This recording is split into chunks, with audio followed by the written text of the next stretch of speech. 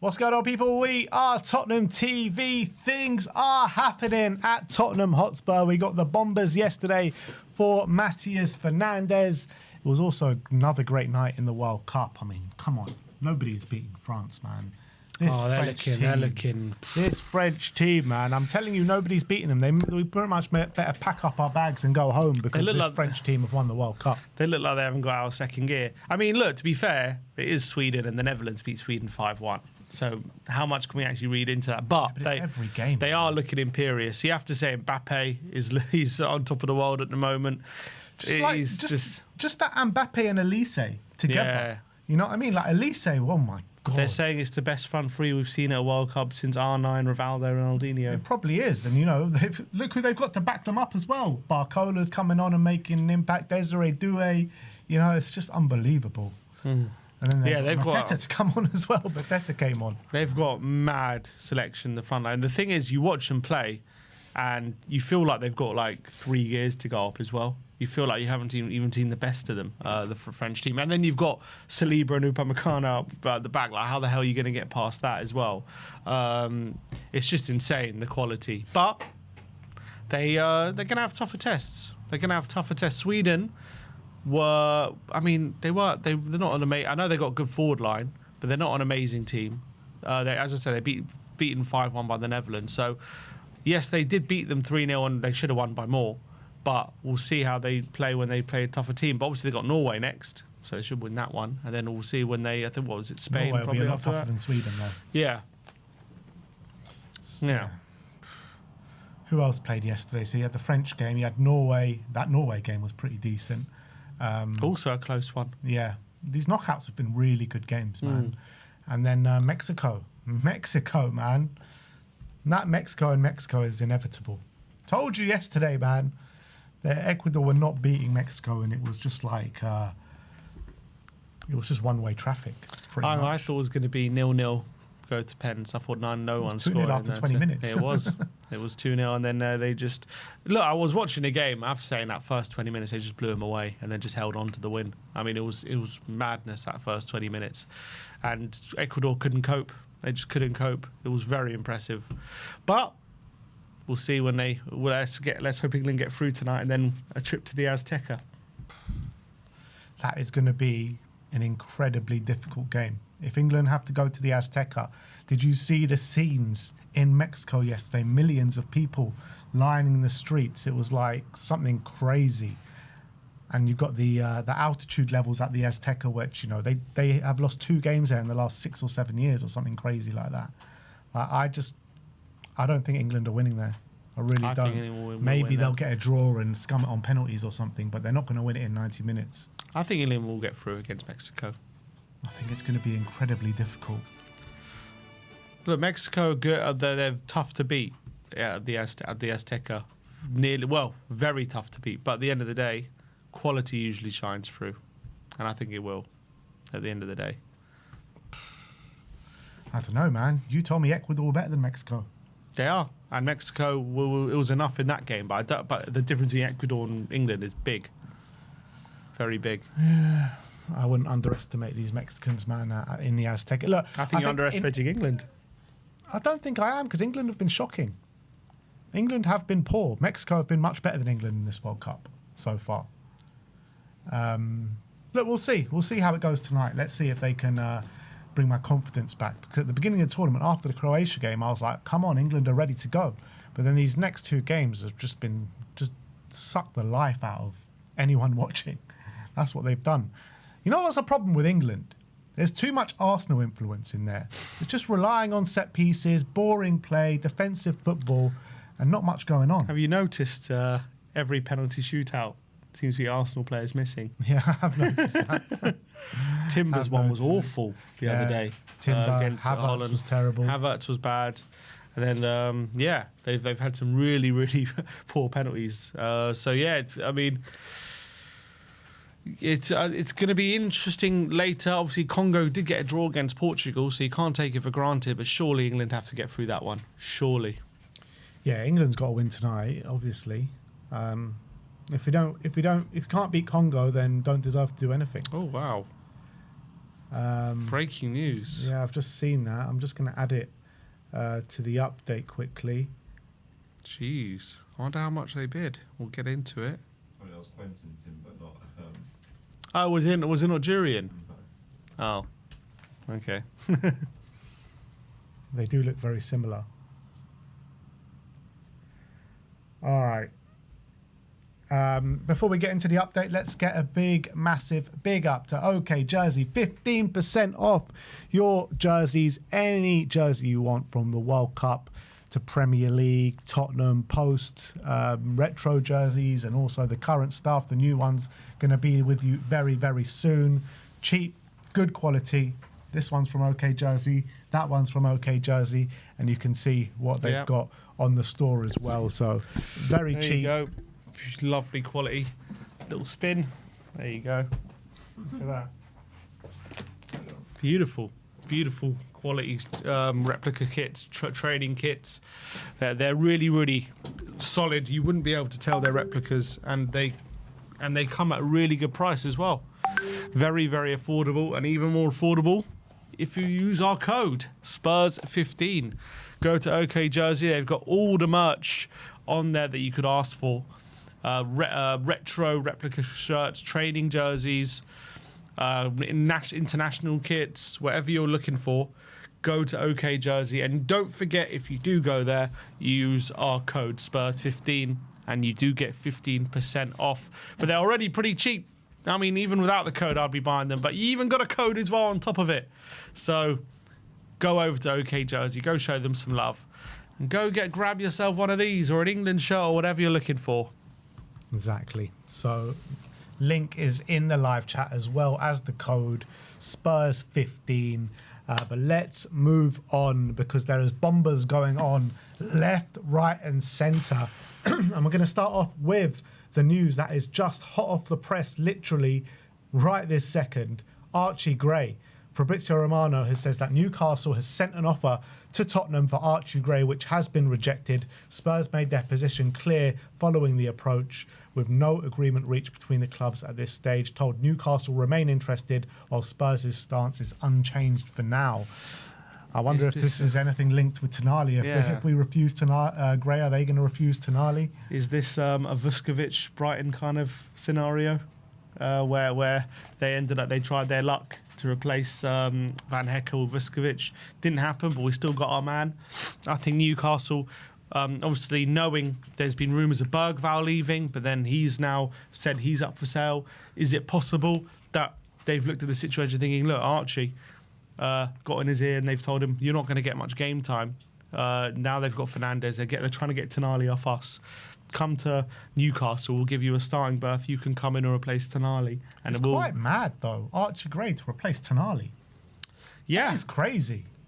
It would be an insane. How much do you reckon we would charge for Archie Gray? Well, we signed him for 40, so it's got to be no less than that. I think. Has his value increased massively since coming? I mean, his value was never 40 when we signed him. It was a massive overpayment when we signed him. He was probably, when we signed him, he was probably like a £15 million player, let's be honest. One season in the Championship, that's all he had behind him. Obviously big. Playing a right back as well. Yeah. So obviously big potential with Archie Gray, and I believe in his talents for sure. But I don't think Spurs will probably accept anything less than 60. You know, so I think they want to keep him. You reckon we demand more for Gray than Bergvall? I think so, because we paid a lot more for Archie Gray. Bergvall we got on the cheap. So it's more pure, more profit with Gray. Yeah, it's a very interesting one. Would you include Gray in a sweetener for Tonali to get the price down? If it gets the price down by like 30 million, 40 million? I think they should take Bergvall if they're going to take any of them. Bergvall's the one pushing to leave. Well, they're the one they want. They want Gray, I'm saying. Yeah, I probably wouldn't, to be honest. I want to keep Gray and just give them the money. So it's an interesting one. I think again, Gray and Bergvall, I think most Tottenham fans think of them in the same way. Really talented, really great kind of guys as well. You can see how they're always willing to learn. They're good characters in the dressing room. I think they're good influences. I think Gray has that at the moment has a little bit more value just because he can play in that midfield position that we've seen, and also he's a bit versatile. He can fill in different positions. Maybe you would say in terms of the highs, Bergval's had higher highs, but then maybe lower lows than Gray. I think that's fair Both to of say. them have claimed our Player of the Year award. But yeah, I know. I'm saying Bergval was probably better last year than Gray was this year. Maybe. Yeah, I'd agree with that. But then, you know, the lows have been Bergval's been quite poor last season, whereas Gray has always had a solid level. He's never really been terrible, has he, Archie Gray? So he's maybe a bit more consistent than Bergval. It's fair to say. So it's an interesting one in terms of who you would pick. I do wonder how high Newcastle would be. Is this an opportunistic kind of bid from Newcastle? I wonder what the bid was and what we've rejected. But is it a case of, you know, we're getting Tonali and Fernandes and they're maybe sniffing an opportunity, a bit like what Brighton did with Vuskovic, as I was saying. They sniffed an opportunity to get a really talented youngster in at a point where it was looking like he was surplus to requirements. Are they looking at our midfield options and thinking, is he surplus to requirements at Tottenham? Could we maybe still in here? Obviously, the fact that we've rejected it, we'll have to wait and see if they come up with an improved offer and whether we're open to it. But we've already said Bergval's not for sale.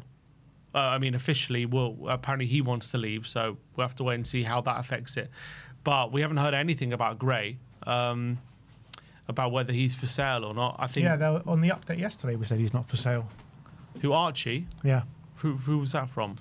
It was from, I don't know who it was. I think it was like Team Talk or something. Mm-hmm. Yeah, okay. But But we haven't still heard been out from. there. Yeah, we haven't really heard from reliable sources. I mean, Bergval's been from Ornstein, so that's a bit different. But No, Ornstein said that he wants to leave. That's what Ornstein said. yeah, who was it who said he wasn't for sale? That was a good journalist. That was a proper can't remember journalist. who It said was like Edwards, I think, or Paul. It was a reliable journalist. It was a journalist, I would say, not like Team Talk. It was like a reputable one. But yeah, I don't want to sell Gray. I want to keep him. But I just got a feeling we have to let go of one of them. That's the thing. If we're getting Tonali, we can't keep both Bergval and Gray happy, can we? That's the reality. With Sarr already in the pipeline to leave. We haven't really heard much about that, but he's probably going to leave. For me, my ultimate would probably be to have them two as backups to Tonali and Fernandes. Like, why not? To have them as our four midfielders.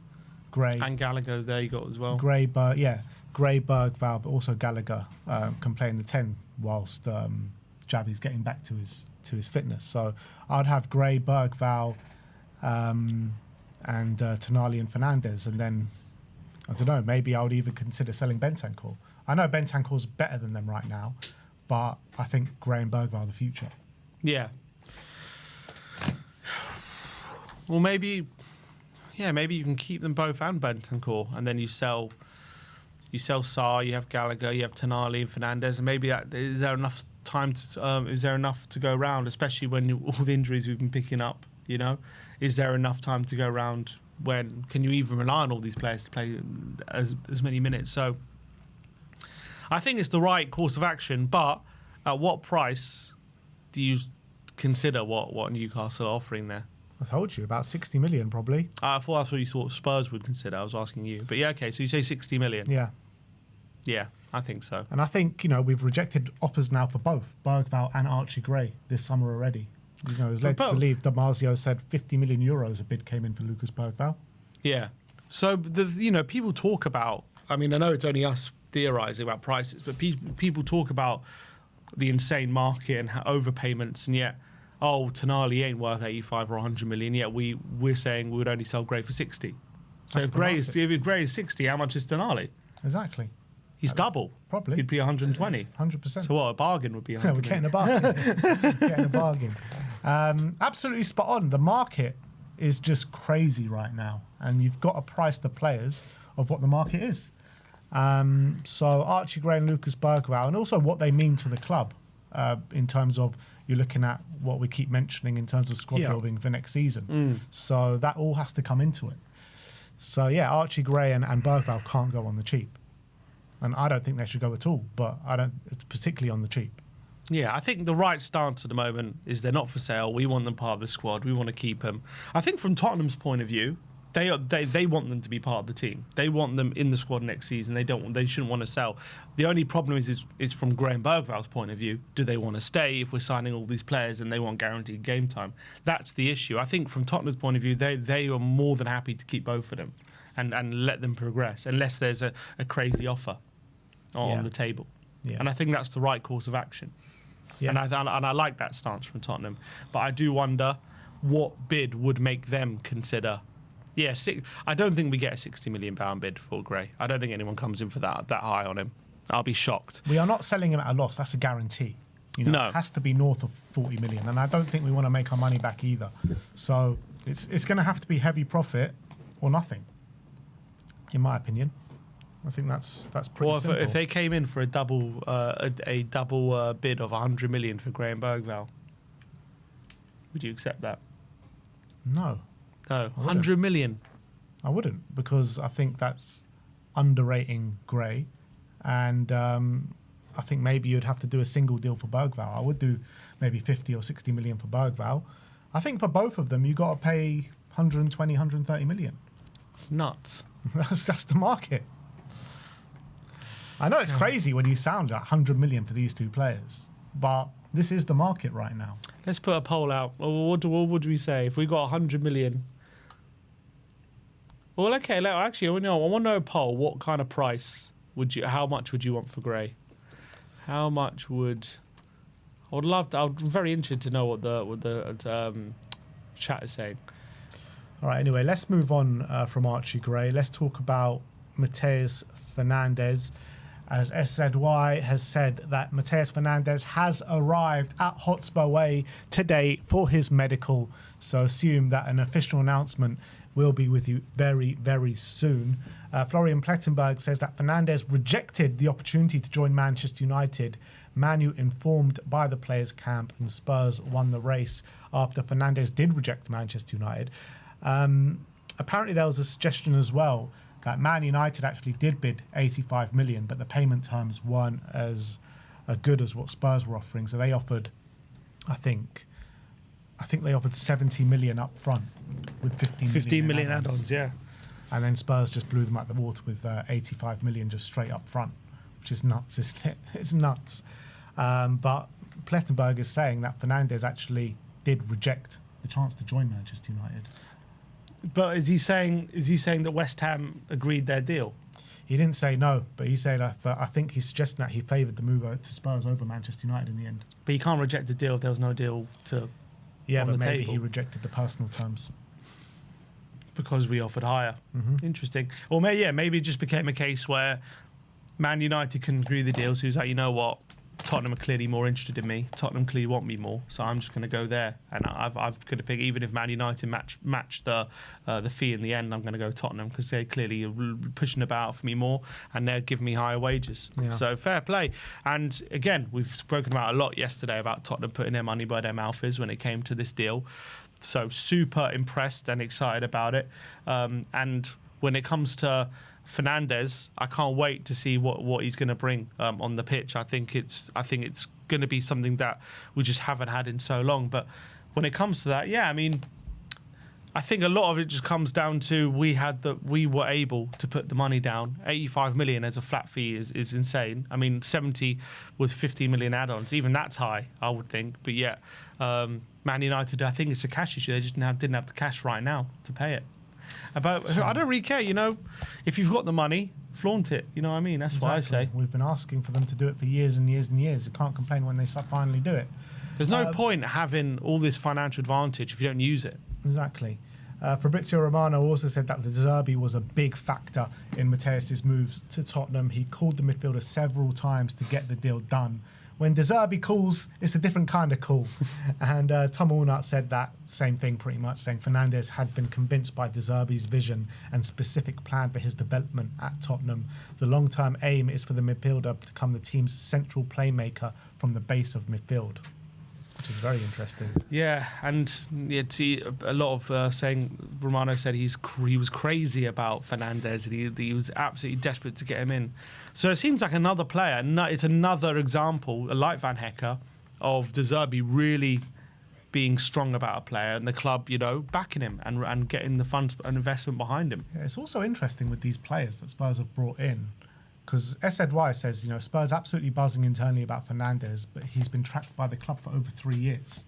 Like these players, like Van Hecke, Mateus Fernandes, Savinho, all these players we've been, tracking for some time, and it predates De Zerbi. So obviously De Zerbi seems to be very much in alignment to what the scouting have said.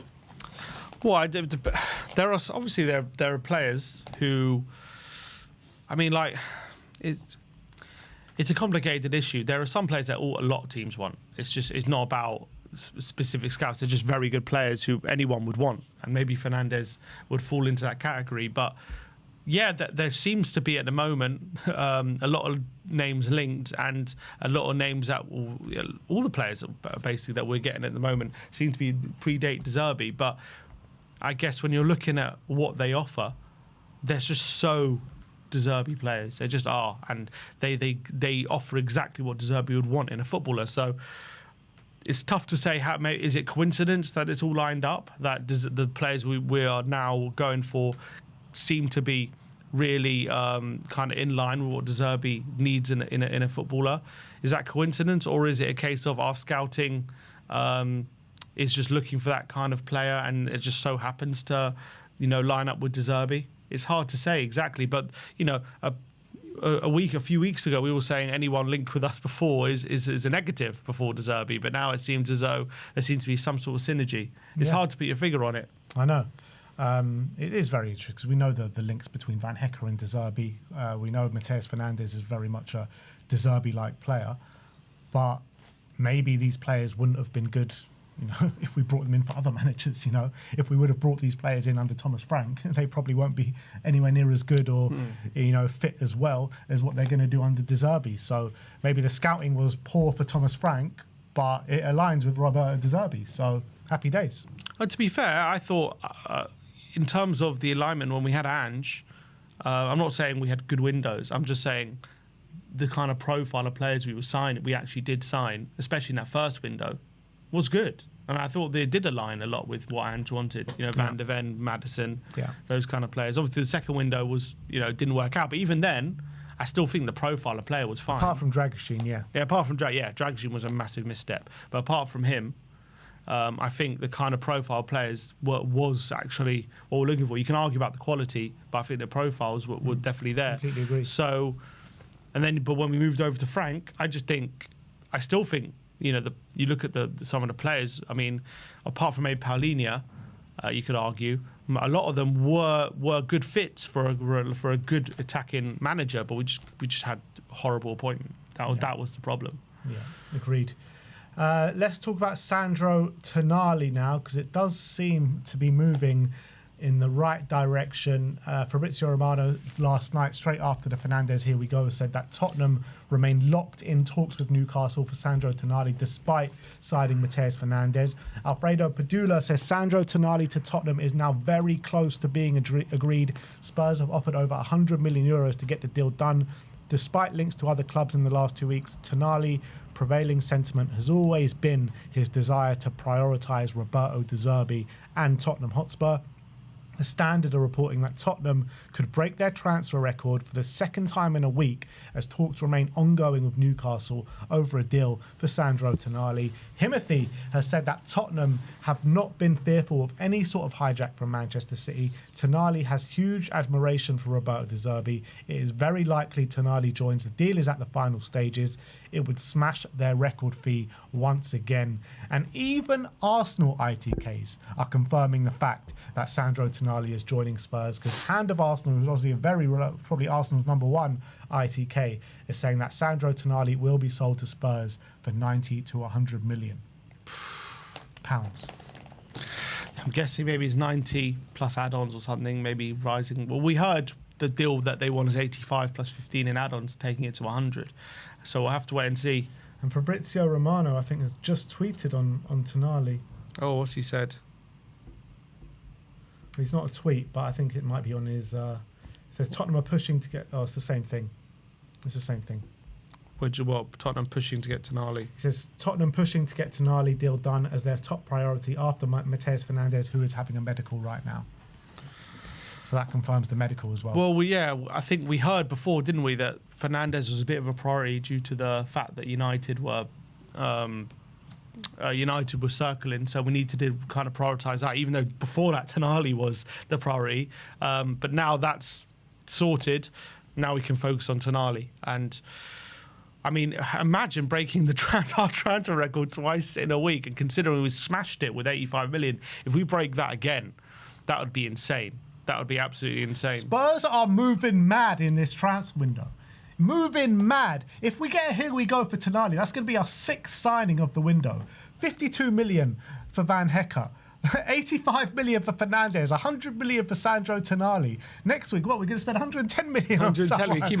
Just keep adding an extra 20 million. Keep breaking the record. Seriously. Keep breaking the record.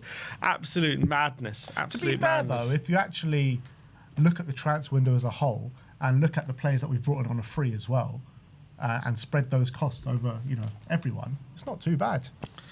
Yeah, I mean, obviously 85 on Fernandes and potentially 100 million on Tonali is massive. But then, yeah, I mean, Van Hecker 52. I don't think that's horrific. And then Senesi, you got 1 year left in his deal. It is mad. Then you got Senesi on a free. Who's like what, £40 million player? He's about a £40 million player. So, yeah. So what would our outlay be if we get Tonali in? That would, for 100 million. That's already what we spent over about 200. 230 million or so. It's insane before selling any players. If we can get Tonali and partner him with Fernandes, our midfield is looking absolutely frightening. And all of a sudden, you're looking at that, and that's a midfield I think De Zerbi can deal with. And it'll be another player that De Zerbi has clearly asked for and De Zerbi has clearly prioritised. And I remember when we were talking about Tonali at the beginning, like he just seemed like such an unrealistic target. Yeah. It seems as though Tottenham are willing to put their money where their mouth is this summer. And it seems something really is brewing behind the scenes. Let's just hope we can get this over the line. Everything again seems to be. We were saying this about Fernandes, but we didn't quite believe it. But it just seemed to be true. Everything was pointing in the right direction.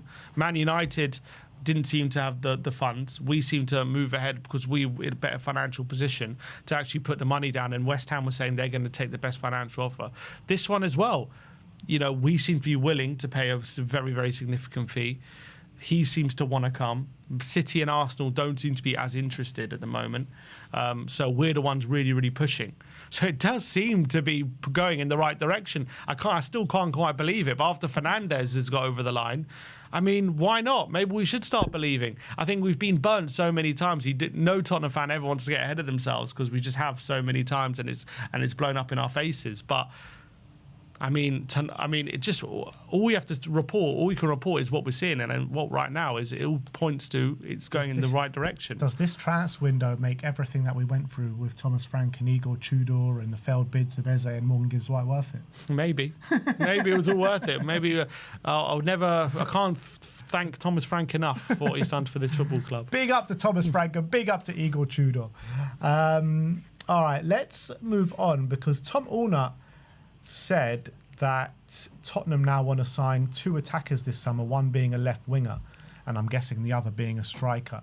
2 strikers have been linked to Spurs. Yesterday, there's been a report on Florian Balogun from Santiona and Sebastian Dennis, reports coming out of France, saying with the departure of Gonçalo Ramos, PSG is scouting for a centre forward. Florian Balogun is one of the profiles appreciated internally. However, there is heavy competition from Tottenham, who have made him their priority, as well as from Chelsea, who are also interested in the striker. I mean, we spoke a bit about Balogun, didn't we, about just after the first round of games at the World Cup. Had a brilliant game in his first game. I'm still not 100% convinced on Balogun. I'm not 100% sure. I do like him. I don't know if he's a top striker, but you got to remember he's still 24. Maybe he's blossoming and maybe he's peaking right now. Obviously, he has had a couple of really good. I think he's had a pretty good time of it in the French league. Obviously, one really outstanding season, but the other seasons still fairly decent goal scoring records. It is the French league. But it is the French league, so you do have to caveat that. I think when you just look at how he plays, I think he's strong, he's quick, and he's got a pretty decent finish on him. So I do think he reminds me, if I was to compare him, he definitely reminds me a lot of like someone like Nicholas Jackson, who's just always kind of there. He always kind of causes trouble. He's always a bit of a handful. But when it comes to real decisive moments, will he give you that edge? Is he going to get you 25, 20 goals a season? I think he's a better finisher than Nicholas Jackson. Probably. I think probably Jackson's a bit stronger and faster, but they're a bit, it's very similar. I think they're very similar kind of players. I would worry with him going up against like low block teams as well. And I feel like Spurs are going to come up probably against majority. Like, a lot of teams are going to sit back against us. Yeah. But I also think he's quite quick and he's quite agile as well. So if you get the ball into him quickly before the defence has time to settle, then he can get those shots off quite quickly. We saw that with the second goal he got against Paraguay. He was able to just take the ball, quick touch and a brilliant finish in the top corner on his left foot. I think there is a good player in there. I think he probably needs more refining, so it's a bit of a risk, obviously. I don't know if I'd make him my number one target. It's interesting that PSG are after him though. Yeah, if we believe it. I mean, PSG will, though, obviously they're looking to replace Ramos, but surely not for Balogun. Who knows? Maybe. Sometimes those kind of players, they can surprise you. You have him as backup, and he can just be that something a little bit different that PSG don't have. What? Someone in the comments just said it, and I do agree. Like I would actually very much consider Brian Brobby for Spurs. I think he's a battering ram, isn't he? He is, and I think like he is. Someone said in the comments like a profile Spurs could do with. I don't think he's better than Solanke, personally. He might not be better than Solanke, but I think he might be better for us than a Solanke or particularly a Richarlison. Yeah, I think maybe Richarlison. For me, I think Brobby offers something very similar to Solanke. I think they're both not the best finishers, but they're both extremely strong when they're back to goal, and they're both a bit battering rams. I think Brobby's obviously a lot stronger. I think, yeah, Brobby is got unbelievable strength. Unbelievable strength. I think Solanke has a bit better technical abilities, better chest control, better touch. I think Brobby is insane holding players off. I think finishing wise, both quite similar. I don't know if one is that much better than the other. I think they're probably in a similar range. My point being is I wouldn't go and sign Brobby when we have Solanke, unless you want to sell Solanke. But then for me, you're kind of just replacing like for like. I don't see the point of it.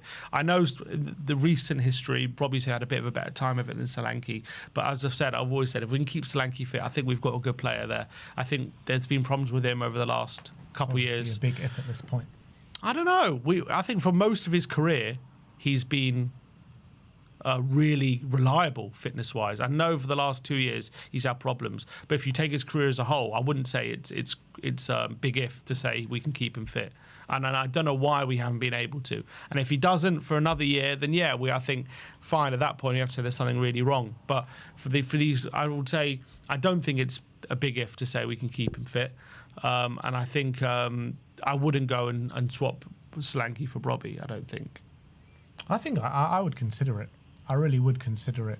I think he's a nightmare to play against, Brobby, man. We saw it firsthand last season. I think the majority of teams, I think Arsenal struggled against him. I think teams struggle against Brobby, man. And also, we're not even linked with him, so there's probably no point. And also, the pressing off the ball, I don't think Brobby does what Solanke does in that sense as well. Yeah. To a bet. Well, Brobby does make a lot of fouls. We know that he's very aggressive.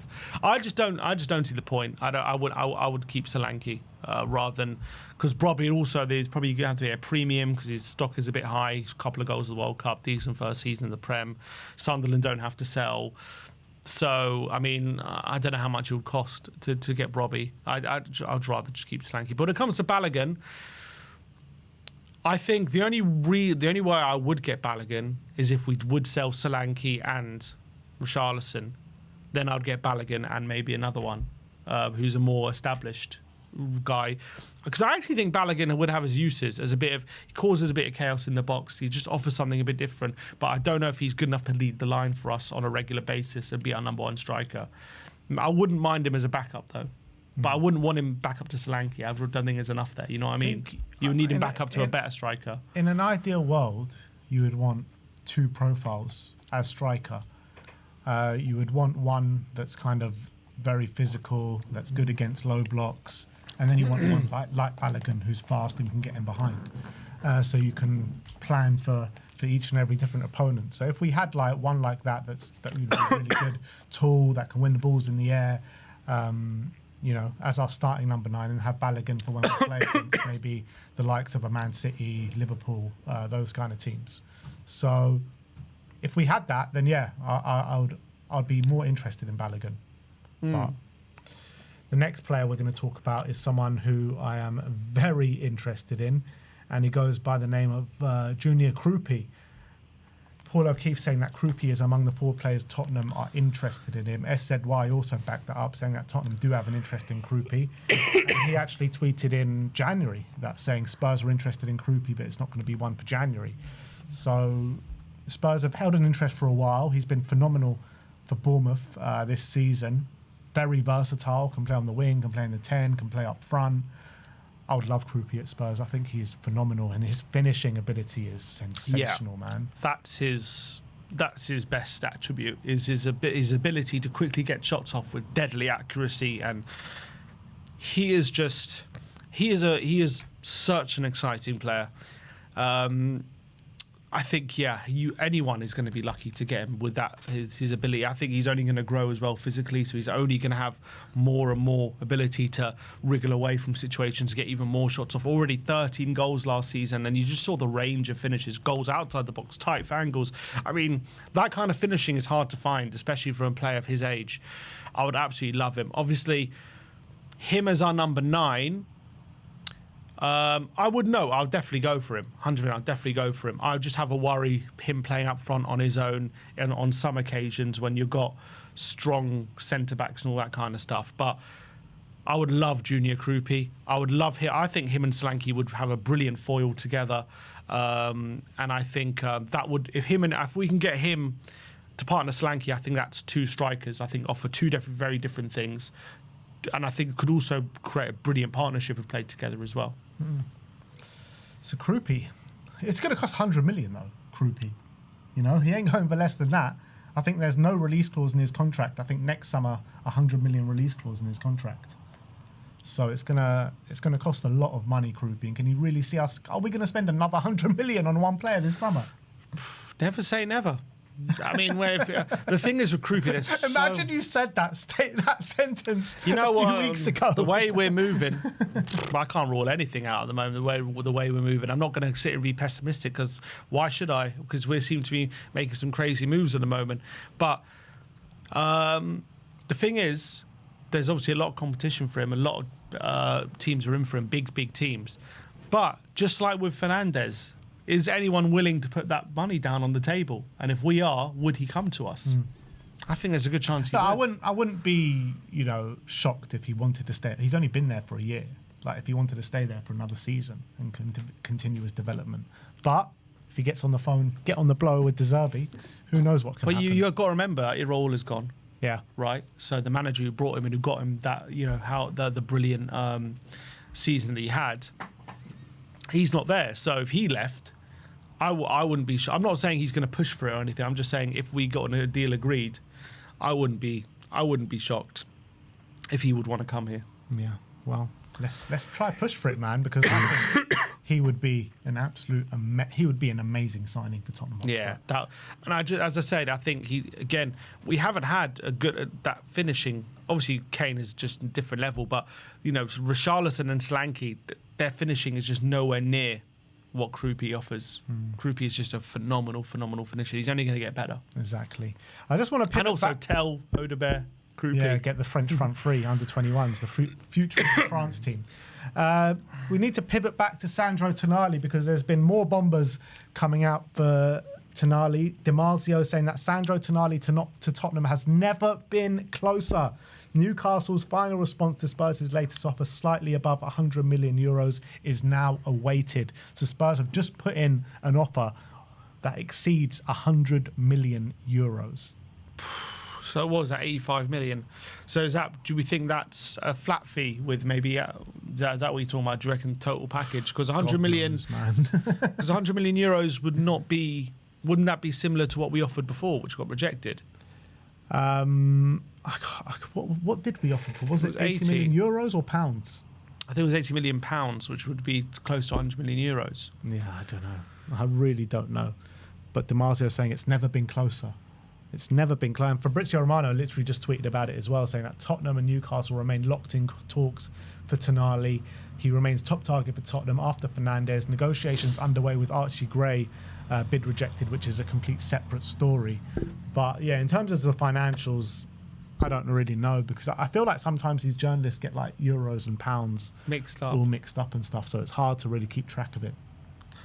But these Italian sources seem to be well on top of what's going on with the Italian players a lot of the time, and they're usually a lot more. They get there ahead of the game. So, it's getting close. This is getting close, man.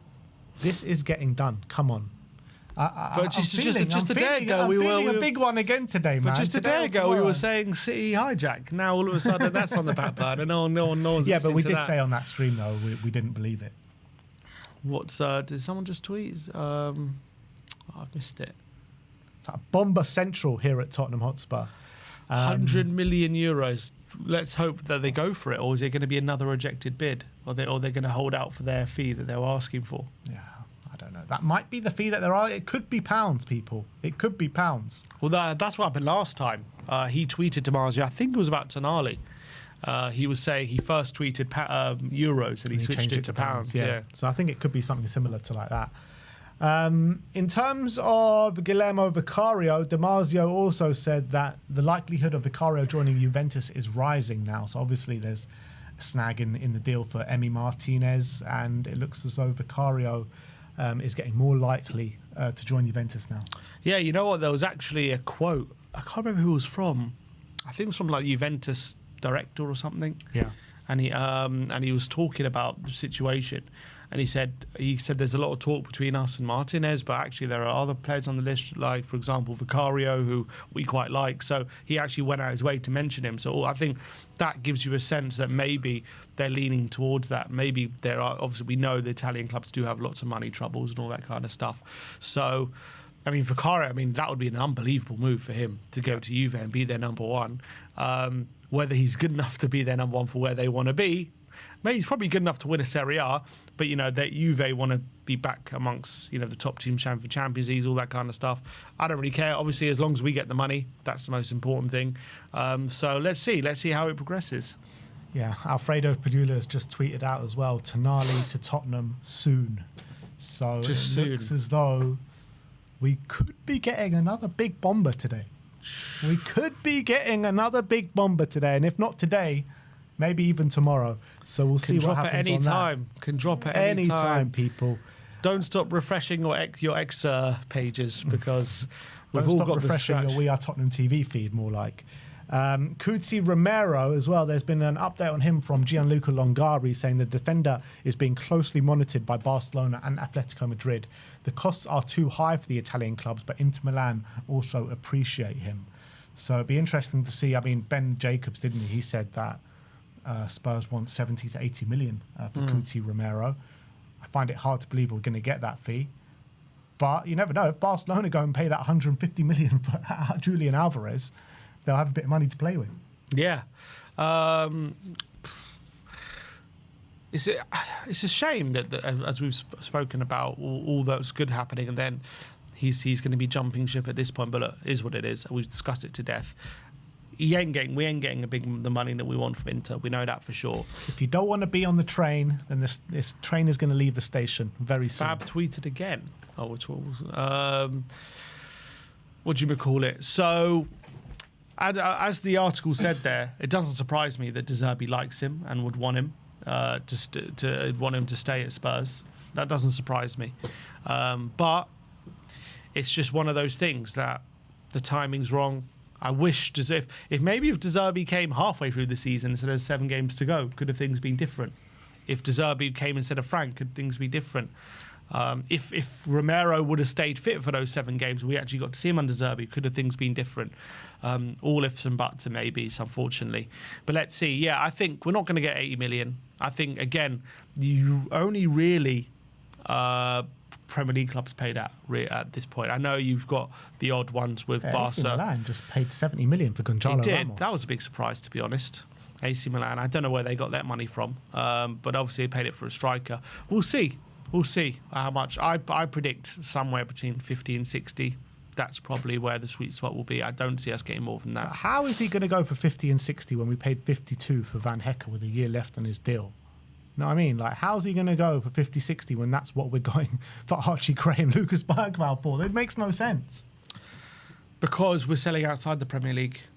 And we bought from within the Premier League. But Barcelona, I mean, they're flashing money about. They just signed 70 million Andy Gordon and want to sign 150 million Julian Alvarez. They've clearly got money to spend. Yeah. So there is money there. There is money there from abroad. Just because teams are abroad doesn't mean they automatically don't have money. They don't. Yeah, but they don't usually have as much as in the Premier League. The Premier League is just like these fees that we're paying in the Premier League is insane. They're nuts. So, there's money there. Maybe we'll get the fee that we want. I think that the asking price will be what Ben Jacobs is saying. That will be the asking price, but I don't think we'll get that. It might rumble on. I also think part of the reason I won't get it is you compare it to Van Hecker. You know, Brighton don't want to sell him, do they? Obviously, they want to sign a contract. They're willing to sell because he's only got a year left, but he's an important player. They like him. They want him to say, as I've said with Spurs and Romero, there seems to be a willingness on both sides to make a deal happen. So from that point of view, that's probably why I think the value goes down. Yeah. Well, we'll have to wait and see what happens on that front. But once again, let's pivot back to Sandro Tonali because Fabrizio Romano has quote retweeted his tweet that he just did. His original tweet from 15th of June with an eyes, fire, and white emoji. #THFC. This is close, people. It is imminent. It is imminent. Sandro Tonali to Tottenham is imminent. Come on, guys. Jesus Christ, things are hotting up. Are we about to break our transfer record for the second time in 2 days? Tottenham are moving mad. We did hear, didn't we, that for some reason we were going to maybe wait till after the financial year to go for this one. Yeah. I've also heard that apparently with the Fernandes one, if Spurs can show that Fernandes deal was agreed before the 30th, then it goes to the 30th. Yeah. So it looks as though there was a reason it was agreed yesterday.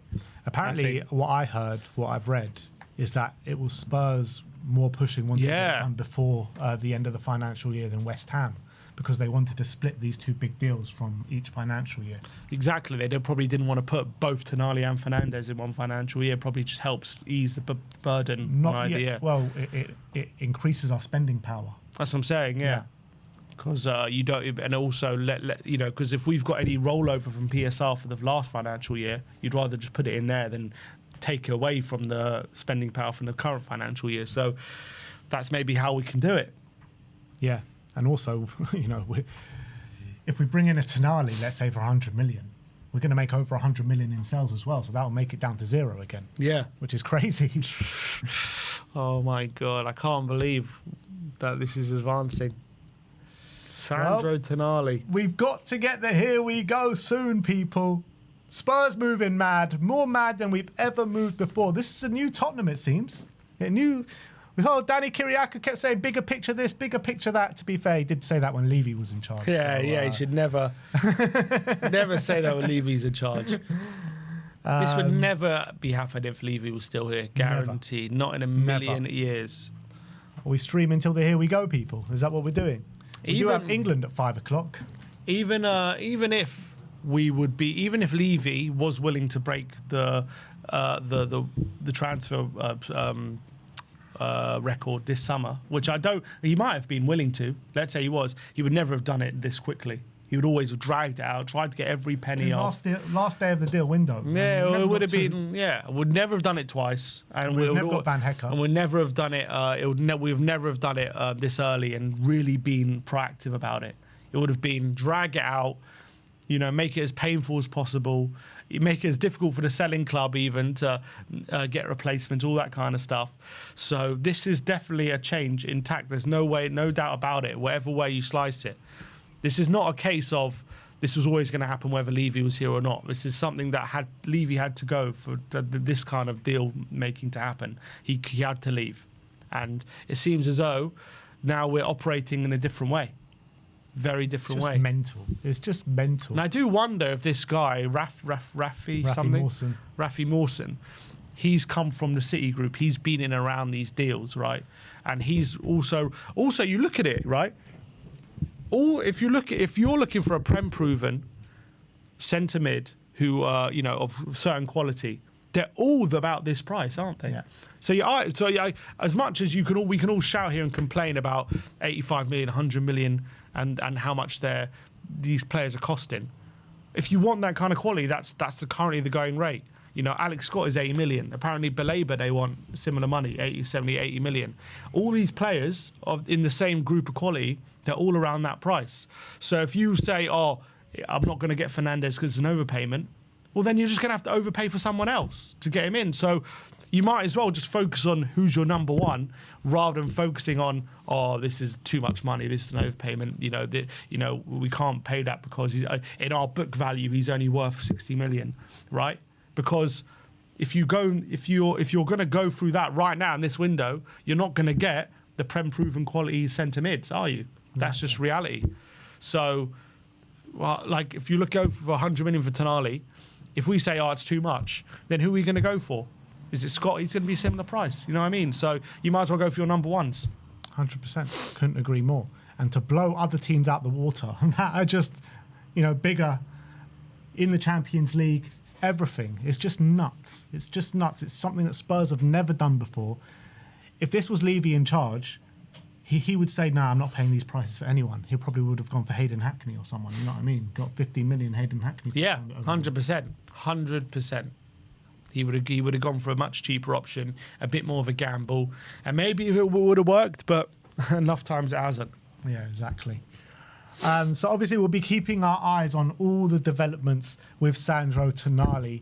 We've got a few other segments. We're going to focus on Matheus Fernandes right now because there has been some amazing reactions around social media regarding Matheus Fernandes, mainly from Manchester United fans. West Ham fans have actually been all right, to be fair, on this. But let's go and read and watch some of these beautiful, beautiful reactions from Manchester United fans regarding the Matheus Fernandes deal.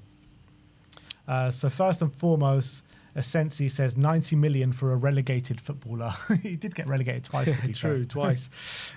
So I've seen a lot of people. I got a message last night saying got relegated twice, hat-trick incoming. God. But I'm trying to think of examples of players who have been relegated but have been, doesn't matter, they've still been class. Well, Grealish, he got relegated. He was turned into a £100 million player. But I'm trying to think of players who was signed off the back of a season when they got relegated, though. I'm trying to think. Andy Robertson. Andy Robbie, Hull, that's true, 8 million, and he's turned out to be absolutely brilliant. Who else has there been? Anyone in the chat? Jermaine Madison, Defoe, Canute, Defoe, Carrick, Parker. Who else is there? Who else? But anyway, the point being is, just because you got relegated doesn't really mean you're a bad player. Yeah, Madison. People are saying Roy Keane got relegated for Forest. There are plenty. Maguire. There are plenty. I don't think Maguire got signed off the back of... Rafinha. Yeah, he got Rafinha. relegated for Leeds and went to Barca. Yeah. And that was big money, wasn't it? That was about 45, I think, at the time. Only 45? I thought it was more than that. Maybe 60. It was whatever. So, Tielemans. That's another good one. I was saying Tielemans, he's not all that when he got relegated. A lot of players. There's a lot of players. There's a lot of talent he picked up from relegated teams. Yeah. Next one from a United fan says 85 million for a relegated player is absurd. I support Ineos on this. Yeah, right. You're fuming. But the thing is, my point on what someone like that saying that, it's like I support Ineos and not going for the money, right? But the thing is, Ineos have apparently said this summer we're going to go for Prem-proven centre midfielders, right? So if they're saying, okay, he's too much, who are you going to go for? They're going for Alex Scott next, apparently.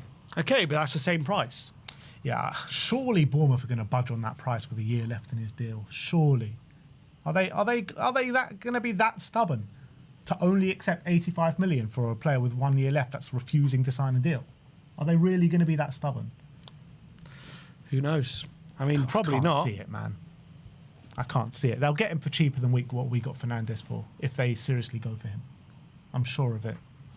Okay, well, we'll see if that happens. I'm just saying that is the going rate for midfielders right now. If he's your number one target, you might as well go for him because... The thing is, it doesn't matter how much you pay. It matters about getting in your number one target who you've earmarked to change the way you play and to improve your team. The number one target is the guy that you need to be going for. If you have to overpay a little bit, you got to overpay a little bit. Man United got the money, they can overpay. Spurs have got the money, they can overpay. You know, all these teams in England, particularly the Champions League teams and the Big Six teams, have the money. It's not like they don't have the money, you know? So I'm not mad at it at all. And Manchester United now have missed out on two of their top targets. Matheus Fernandes wasn't even their number one target. Anderson was. They lost Anderson to Man City. They've lost Matheus Fernandes to Tottenham. And now they've got Alex Scott, and there's even rumours of Arsenal wanting Alex Scott. So imagine they lose Alex Scott to Arsenal as well. It would make me sick to see Alex Scott. What's going on? People are saying bomba. Something happened.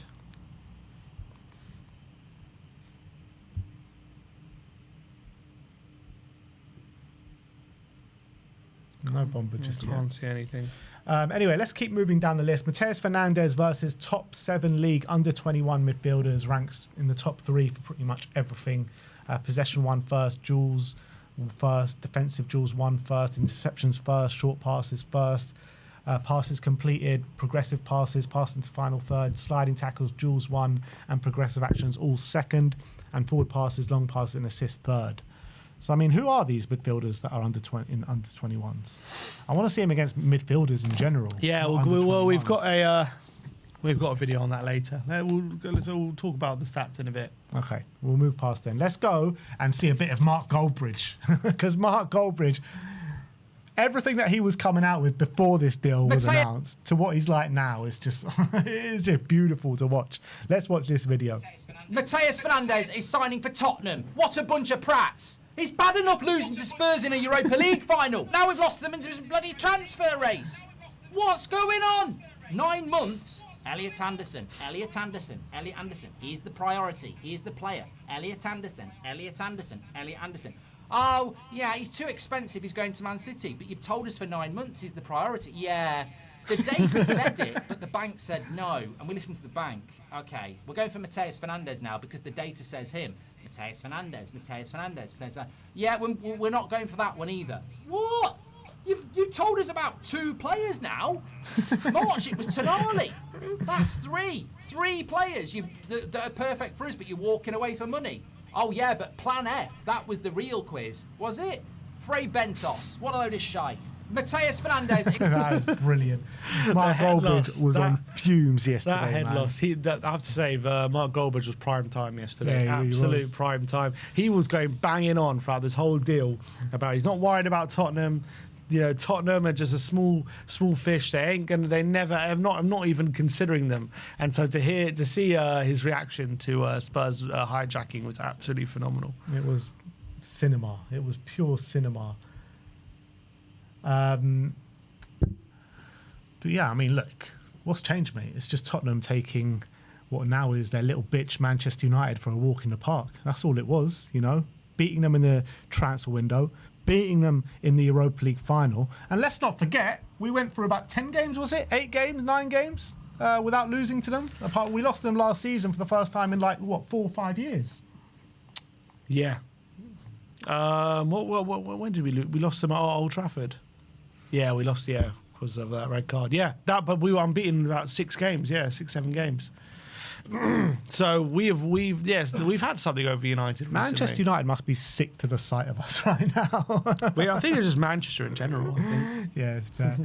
At least Man City, you know, they can play it off saying, look, we've won all these titles. True. Man United haven't won a title for how long now? Since 2018, was it? No, 20. When was Fergie's last season? 2013. 2013, yeah. And now they're getting little bro. You've gone from lads as Tottenham, and now they're getting little broed by Tottenham. United Trey says they didn't win any race though. We just didn't want to be scammed. There's a difference. Oh, it's the saltiness. The saltiness. Okay, you didn't want to be scammed for Fernandes. You get scammed for someone else. Otherwise, you won't get a good player. So good luck to you. Good luck to you. Lies Bouzidi says Ineos want to follow a Prem-proven strategy while penny pinching and bargain hunting. It's like walking into Louis Vuitton with a fiver. Just that sounds familiar, doesn't it? Does sound very familiar. Now all of a sudden United are complaining that their owners are skimping and saving, all that kind of stuff. How times have changed. Exactly. Look how the chickens are coming home to roost, people. Aston Villa Stato says back-to-back 17th place finishes in the Premier League and dropping 85 million on a relegated player. Villa, who have finished in Europe in each of the last 4 seasons and won the Europa League this season, have to sell to buy. Both of Aston Villa's owners are billionaires. Sad. I mean, you just don't bring in the revenues, mate. That's the way it works. I know, these people just don't get it, do they? We've, in Tottenham, have invested years and years of, first of all, underspending, years invested in the new stadium, all the events, all the different ways of we've concentrated. And I know Spurs fans have complained about it, but it has given us the ability to do what we're doing this window, whatever you want to say about it. So those have been put in place, whereas Aston Villa have been spending 97% of their of their turnover on wages. Yeah, is it 97, 93% or something? Yeah, something ridiculous. They've also we've had the lowest, they've had the highest. Yeah, pretty much. They haven't touched their stadium in I don't know how long. They haven't thought about how they can get those more revenues and all. You look at our revenue, completely dwarfs Aston Villa. So they can complain. He can complain all he wants about 17th and how it's not fair. Well, we had to put up with a lot of stuff over these years to be in the position we're in now. Yeah, and hopefully this long-term planning is paid off. And it's the weird thing. We probably have Levy to thank for being able to spend. But also we never would have spent. So we needed him to go. 100%, but yeah. I agree with that. And it's also being shown and proof is in the pudding because Aston Villa, Newcastle, all these teams getting actually fined by UEFA right now for not complying with the UEFA financial rules. They can't spend and they're still getting fined. You know what I mean? It's mad. Bruno Fernandes's cousin, not his real cousin, says Manchester United is a disgrace. And to all of Manchester United fans saying he's too expensive have to be ashamed of themselves. We lost a good player because the board doesn't want to spend and y'all supported them. We can't beat Tottenham in the transfer market again. When's again? What, because of Tell? Yeah, well, what was any other deals we've been challenging? Yeah, I guess Tell's the only other one I can remember. But I think United pulled out the Tell deal if I remember. Anyway, look, just get back in your place, mate. It's all good. You've been beaten. Just deal with it. This next one says, paying 85 million for a player that has been relegated twice. It's insane. I'm happy Man United didn't pay that amount. West Ham Central says 85 million for a player who has back-to-back relegations, isn't when his country's 26 players considered for the World Cup place, didn't win West Ham Player of the Season. Who won West Ham's Player of the Season then? Yeah, I don't know. Was it not him? Must have been him, surely. I don't know who else it would have been. Maybe, what's his name? Mavropanos? Maybe Tati. I don't know who won it, but I mean, it just sounds a bit salty. Yeah. I've seen a few West Ham fans like laughing, we got one over. It's like, mate, you're in the Championship. just chill out, okay? Right, we've They're got so your best desperate player. for a win, man. Yeah. Well, the win is we got your best player. That's the win there. And we got them for a bit extra money. Well done. You got a bit extra money out our Spurs. Exactly. You will become accountants. Go enjoy it for Kiefer Moore. Exactly. Hamed says, in 2021, United was rejected by Gabriel. In 2022, rejected by De Jong, Nunes and Gakpo. In 2023, rejected by McAllister. In 2024, rejected by Elise. In 2025, rejected by Ekitike and Gyökeres. And in 2026, rejected by Anderson and Fernandes. Ain't going too well at United. They just don't have that pull anymore. Next one, 90 million for a championship player with obviously the Jose Mourinho. The classic meme. Oh. But there's no getting away from it. It is a massive overpayment, but I don't care. I really don't care. That's all people can say to me right now. Oh, you've overplayed on this player. Who cares? We've got the player. 100% agree. Couldn't agree more. Like that, he was our number one target, and if we moved on from Fernandes, as I've said, we would have to pay a similar fee for someone else. And So this you might whole as well- relegation, back-to-back relegation thing is so pure copium, man. of course it is. Frank Era, Man United fan, says Spurs getting relegated would be funny, but we really need them to stay up today if we want to sign Mateus Fernandes relatively easy. He should have fucking relegated us. You fucked up, mate. You fucked up. Should have relegated us when you had the chance, because now we're back with a vengeance. Is this next one the same Goldbridge? Welcome to the United Stands. I'm Mark Goldbridge. Play it. Hello, everybody. Welcome to the United Stands. I'm Mark Goldbridge, and I'm very, very angry. Very angry. Very, very angry. I'm mad. Mateus Fernandes is signing for Tottenham. What a bloody surprise. Hello, everybody. Oh, you're not surprised now, all of a sudden you're not shocked. Brilliant. Hotspur Lane, this is someone's made some AI graphic of a little puppy with a lion chasing it. Well, it looks like the puppy won. Exactly. Well, the quote tweet was Spurs hijacking Fernandes deal. It's like a puppy trying to take a bone from a lion. Well, there it is. And there it is for you, Mark. There it is. And that is the way the internet did react. Unless, is there more? No, that's it. That is the way the majority of Manchester United fans so salty in losing to Tottenham in the transfer race. Is that not They just can't brilliant? accept. I think that's probably the most annoying thing for them. It's not that they lost Fernandes; they lost him to us. I think that's probably the thing that hurts the most for Man United fans. Yeah, because I'm not seeing this on like Anderson when they lost him to Man No. City, and they're their rivals. I know, but it's because they think they're so much bigger than us, and they think there's no way we can compete. And They all are. this kind of, They are so much bigger than us. Yeah, but I'm just saying they took us they underestimated our spending power. And they underestimated our ability to beat them in the transfer market. Yeah. And now look at us. Oh shit. Vitor Pereira's just been sacked. As manager of Forest. Oh, he's not been sacked. He says Forest and Vitor Pereira could not continue together for the upcoming season. Pereira could be off.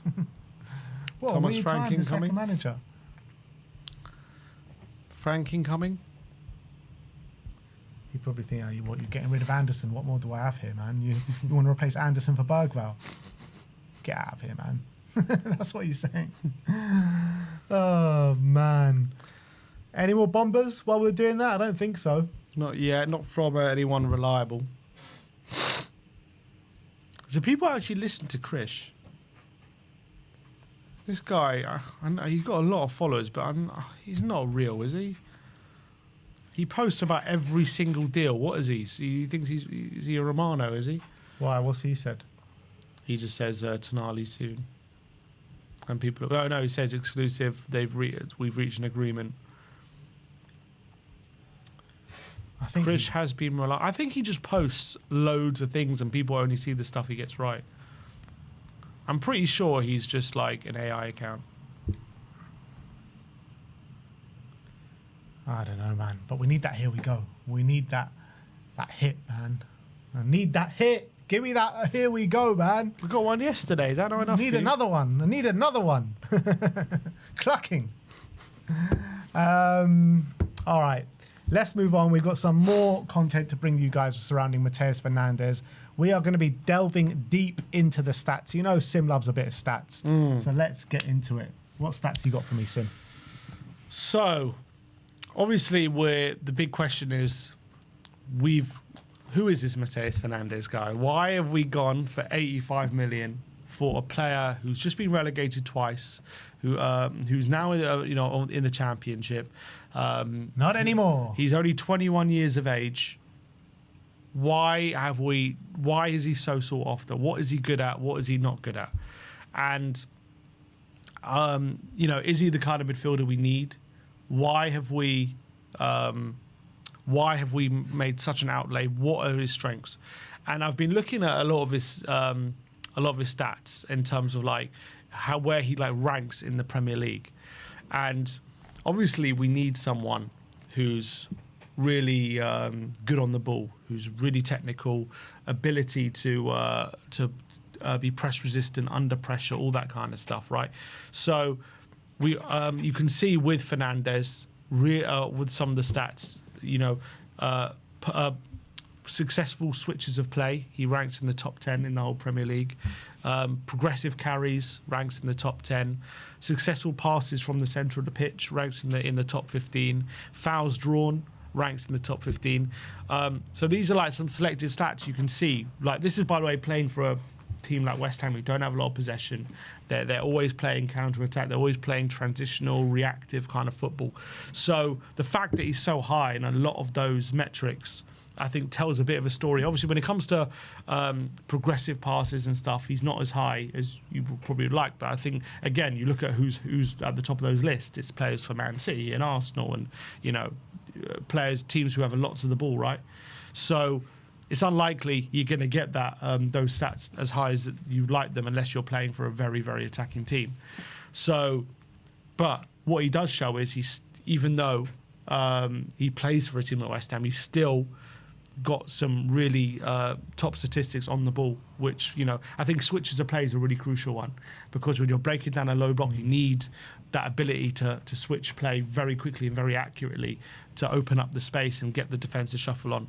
So I think those are all really positive things we've seen from Matheus Fernandes, and I think when you think about how he plays on the eye test, that doesn't surprise you. The way he carries the ball, he's able to wriggle out of situations.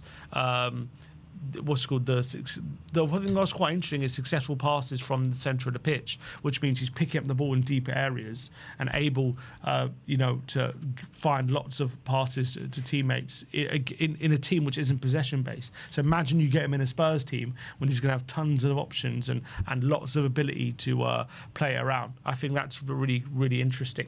So I think those stats, when it comes to some of his on-the-ball stuff, considering he plays for West Ham, is really interesting. But I think what's even more interesting is his off-the-ball stats as well, and where he ranks. Because, obviously we want a technician. We want someone who's really much better on the ball, but he can't be a liability, can he? We can't be a player who just does his stuff on the ball, and doesn't do his job on the ball. And the question is, does Fernandes do all of that stuff? And it's a resounding yes, he does.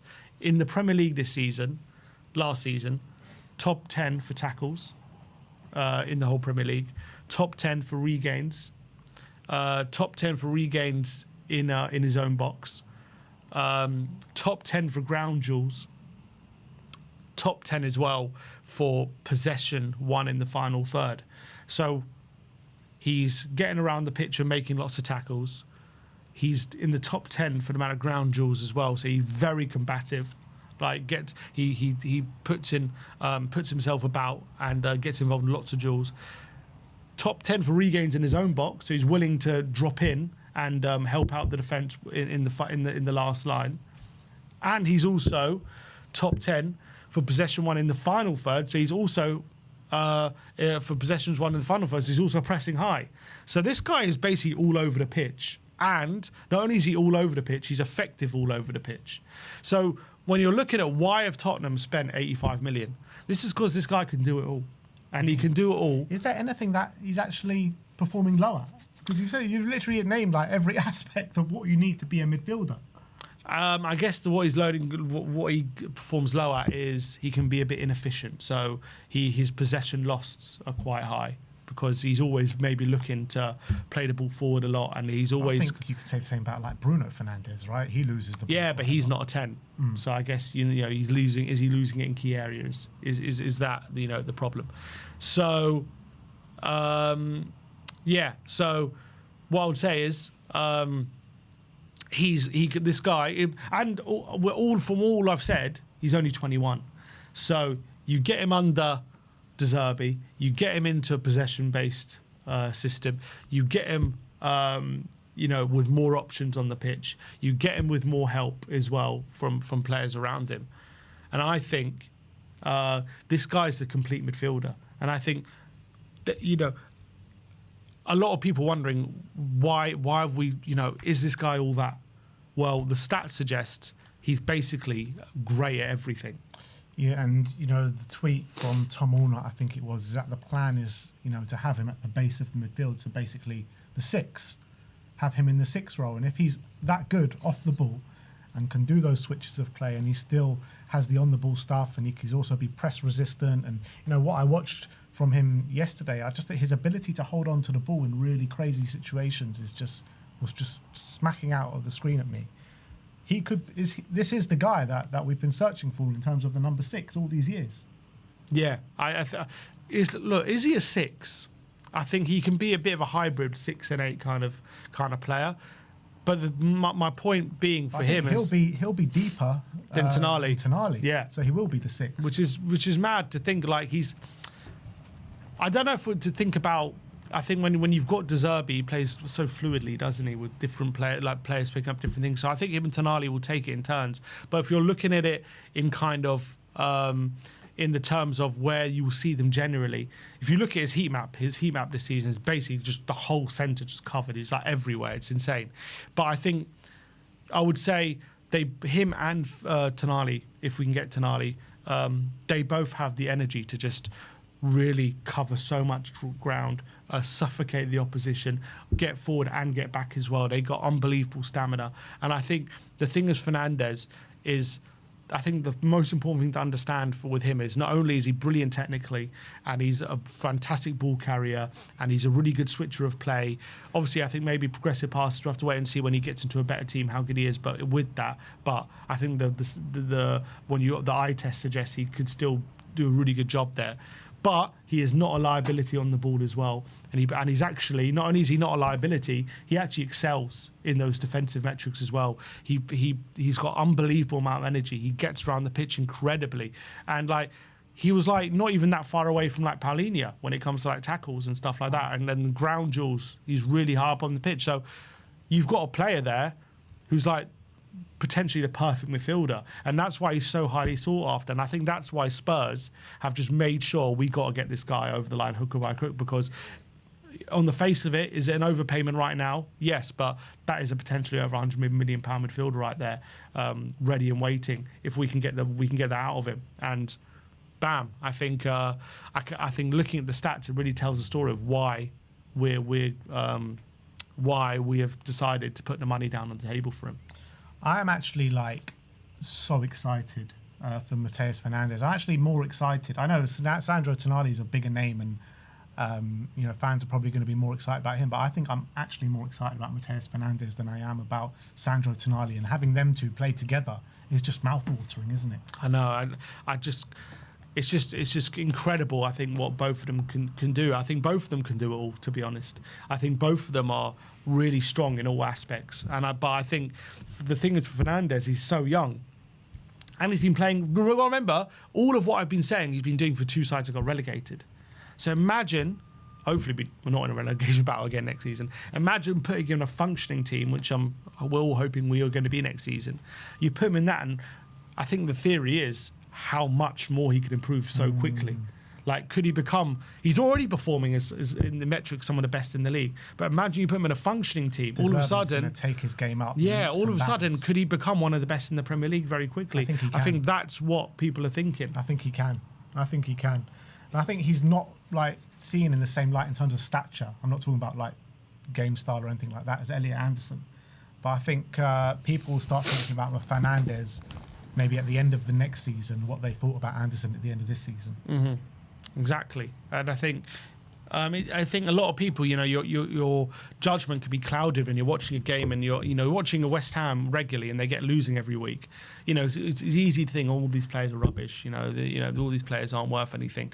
But if you actually watch him closely, this guy was always different gravy to all the other players on that West Ham team. Every time I watch West Ham play, we did those watch-alongs, and even before that, I kept looking at Fernandes and be like, this guy is top. He's top stuff, man.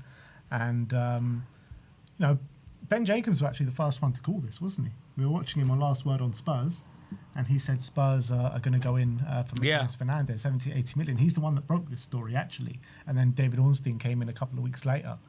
And we were thinking, there is no chance we're going to spend this kind of money on this player. But I'm so happy we've done it, because we say these words a lot in terms of when Spurs sign someone, but he is going to change a lot about this Spurs midfield, and he's going to revolutionise the way, the makeup of our midfield. He really is. Absolutely. And he gives us something different while also maintaining what we need in the middle, which is can't be a liability. And I think it's important for all the people who don't know much about him to understand this guy is not just like a flashy centre mid who walks around and doesn't put in the hard graft. He not only he excels at the defensive stuff. It's like we're getting like a player close defensively to Paulinho, and yet he's also incredible on the ball. So I think for sure this deal for Fernandes kills Tonali coming back. Kills Paulinho coming back for sure. Absolutely. So those are the stats behind Matheus Fernandes. It's time to get excited, people, if you haven't already. But, I see you guys going absolutely berserk in the live chat. And there's been a few more. Let's go and pivot back once again to Sandro Tonali. A few more updates surrounding him. SZY says that, first of all, on Archie Gray, he says that Tottenham deny an offer being made for Archie Gray. The player is not for sale. No offers at this stage. Newcastle briefly asked about Archie Gray during negotiations. Nothing further. On Tonali, he has said that Sandro Tonali has turned down a move to Manchester City to join Spurs. The deal is imminent. The deal is imminent, people. And Himothy has tweeted out saying Sandro Tonali is lily white. So I think the here we go is coming in very, very soon. Potentially even on this stream. And he turned down City to come to Tottenham. He only wanted Spurs, people. What did De Zerbi say to him? Bro, we've little bro Man City now. We've little bro Manchester United. Tottenham are going places. Next season, it is going to be...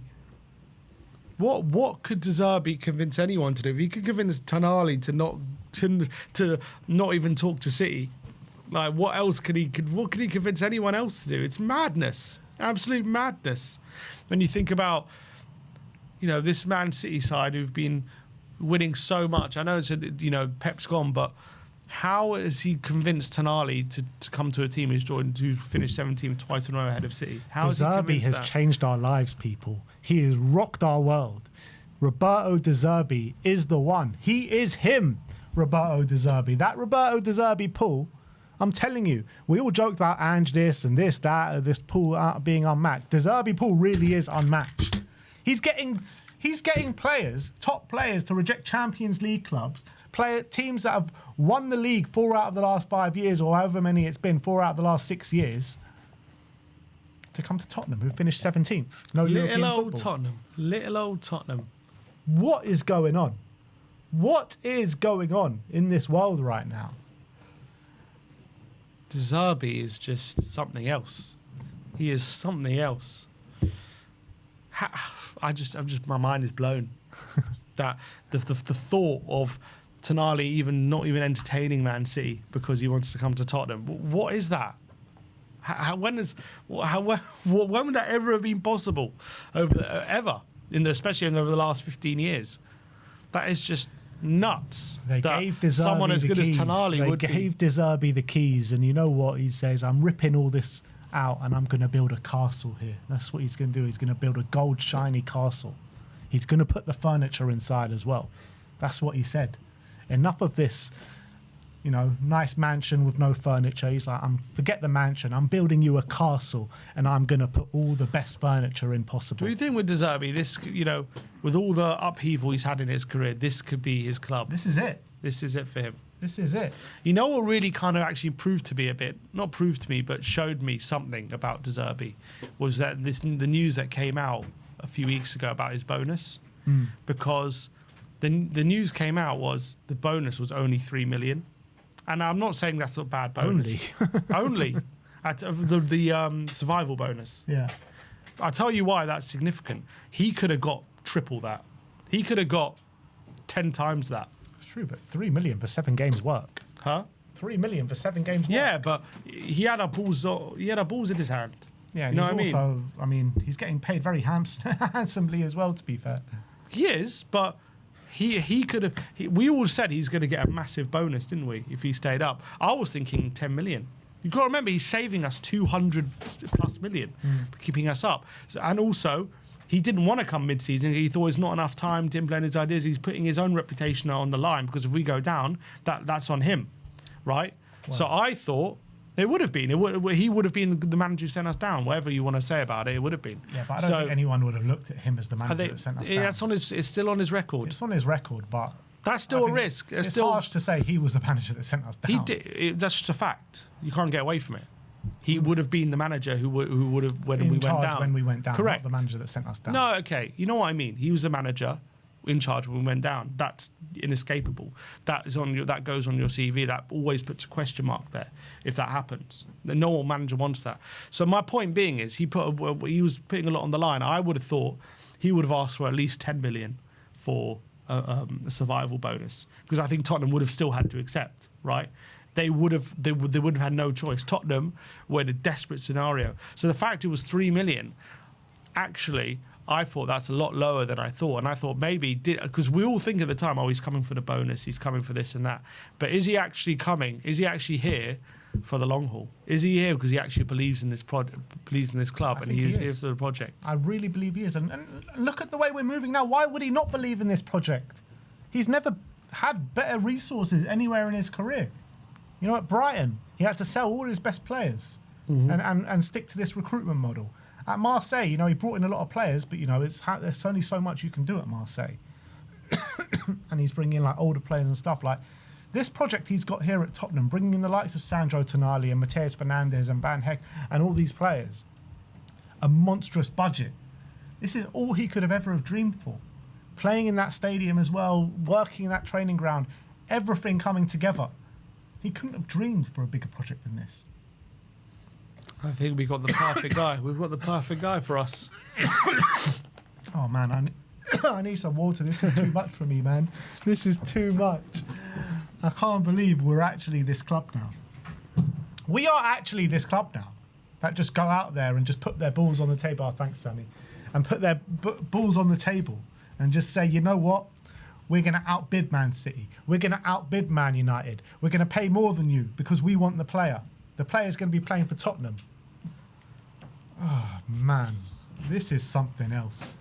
This is something else. We've gone from the butt of all jokes in the transfer market, not wanting to compete with anyone if they're perceived to be bigger than us. All of a sudden, we're getting players like Tonali to not only leave Newcastle to come to us, but also not entertain Man City.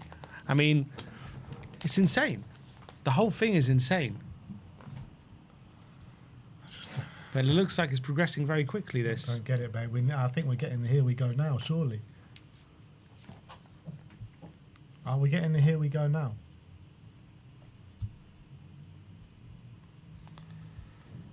Let's get into some super chats. I can see there's been some that's come through. First of all, we have got Eyeball Paul, great name, saying, I'm assuming because this transfer for Fernandes was accepted yesterday, this is the money left over from last season, and now it's the new financial year. Tonali and others will follow shortly. Yeah, I mean, that's exactly what we were saying, wasn't it? Yeah, exactly. So I think that's why Tottenham are the ones pushing. Danny Kiriakou says, boys, imagine Kroupi, Savio, Kudus and the rest. Well, who's the rest? I want to know the rest. Who else are we bringing in? Leao. Don't even want Leao at this point. Mate. Cali DHZE, member for 5 months, says, Ben and Sim, stop the stream for 5 minutes so we can get the bomber and come back again to celebrate. The bomber's coming live on stream, people. Come on. We were too late to react to the bomber yesterday, stuck in traffic on the A1, getting back home from the studio. The Van Hecker bomber, left the studio literally 10 minutes before the bomber, had to rush back. The bomber's coming in studio now, I'm telling you. Future a Dude says, The De Zerbi effect is more potent than the Ange pull, 100%. Unmatched. Yeah. I mean, the Ange Pool got us the likes of Matisse Tell and Dragoshin or whatever, but not like this level. This is insane. Got us Maddison over Newcastle. Yeah, true. Maddison, that was big at the time, to be fair. Newcastle in the Champions League. We actually got previous, don't we, for getting teams to reject Champions League teams for it to come to us. True. Has happened before.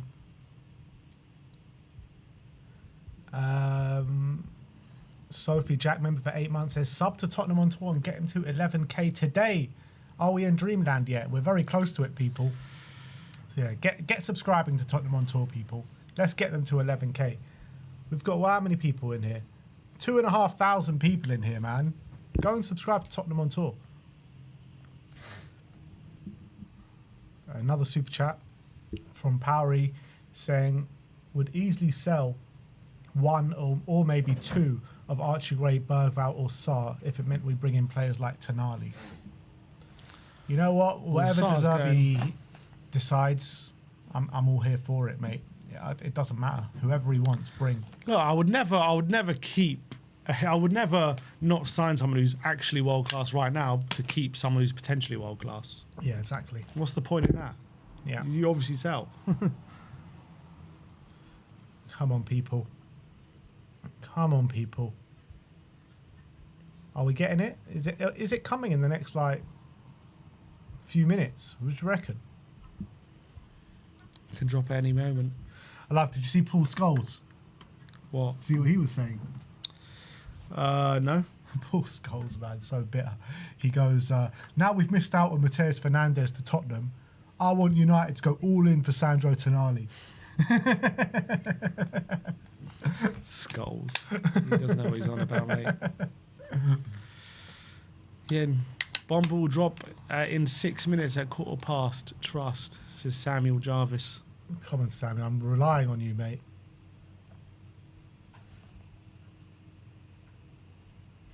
Drop the bomber. It's got to come. Surely it's got to come any minute now.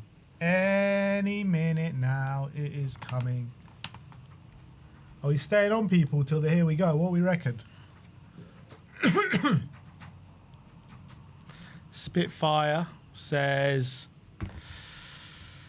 I have one question. Has the medical team already been replaced? I think Vinay confirmed that they had a major, internal review and everything, and the medical department has been revamped. He did say that in the meeting with the fan advisory board. So I don't know if they've been replaced just yet. I don't know, but there's been a big overhaul. So I'm guessing they all get replaced. Big overhauls everywhere with the medical team. Arsenal have just regenerated their medical team as well. They thought they got too many injuries last season. Another breaking news from Ben Jacobs and Alex Crook. Spurs have made a new bid for Tonali worth £90 million. Newcastle hoping for £100 million. Talks between clubs continue. Spurs remain optimistic. Not as close as I wanted. But he could be behind.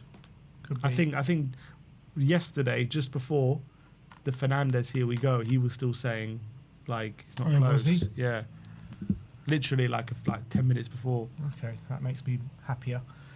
Lord Mahag says, big up, lads. I can't believe this is happening to us right now. It feels like dreamland. We are in dreamland, people. The Tottenham dreamland. A place that we never thought we would be. Super Coach Kiss of Death says, imagine our standards now in training sessions. Wow. You're just adding players. When's the last time we've added so many players that just automatically improve our first 11? Yeah, no, it's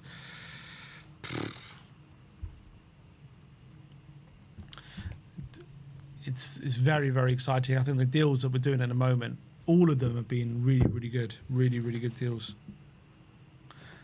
Yeah, he tweeted, so Ben Jacobs tweeted, so 1 minute, Ornstein tweeted at 5:37 that the agreement. And then Ben Jacobs tweeted at 5:06 saying that there could be more clarity this week on Fernandes. This week. Yeah. not this hour. No, not this hour, not this minute. So he was quite behind on that one. So maybe he's behind on this one as well. We'll see. They're saying that that Madueke and Rashford starting on the wings for England tonight. Madueke and Rashford.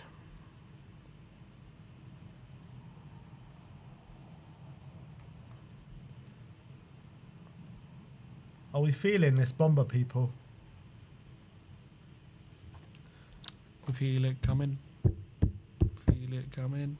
Ian JD with a super chat saying, maybe this board have finally realised that if we pay an extra 15 to 20 million now, it will save us an awful lot more further down the line. Yeah, that's another thing that as well, which I didn't mention. Like, if you sometimes don't overpay, costs you money. You know what I mean? Well, we've proven that. Yeah. We're living proof of that. Because if you don't overpay, you get someone cheaper and who's less good or more of a risk. They don't work out, right? And then you got to pay again. Mm-hmm. And if you just would have paid the money, then you know it saves you a lot more money down the line. Yeah, 100%. Couldn't agree more. Eyeball Paul again says, are Enoch daring to do for the first time? Looks it. We are daring to do. This is what we've said for so long. To dare is to do. And this is it. This is what it looks like. L'Apprentice with the super chat says, Spurs finally live and breathe our motto. There we go. To dare is to do.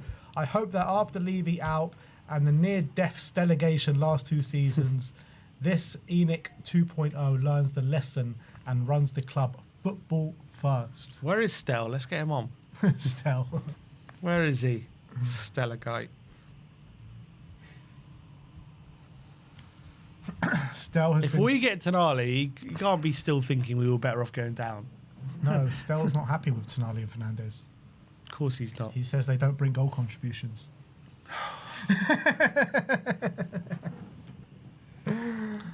Oh, God.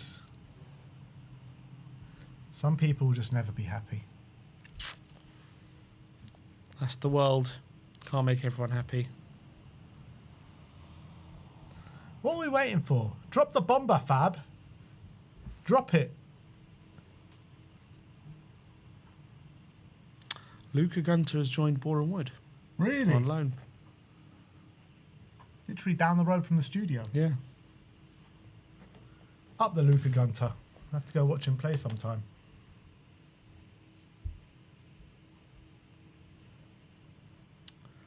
I can't believe he's actually turned down and moved to Man City to join Spurs. Like, that has blown my mind. I already thought if City come in now, so that's it for us. Yeah.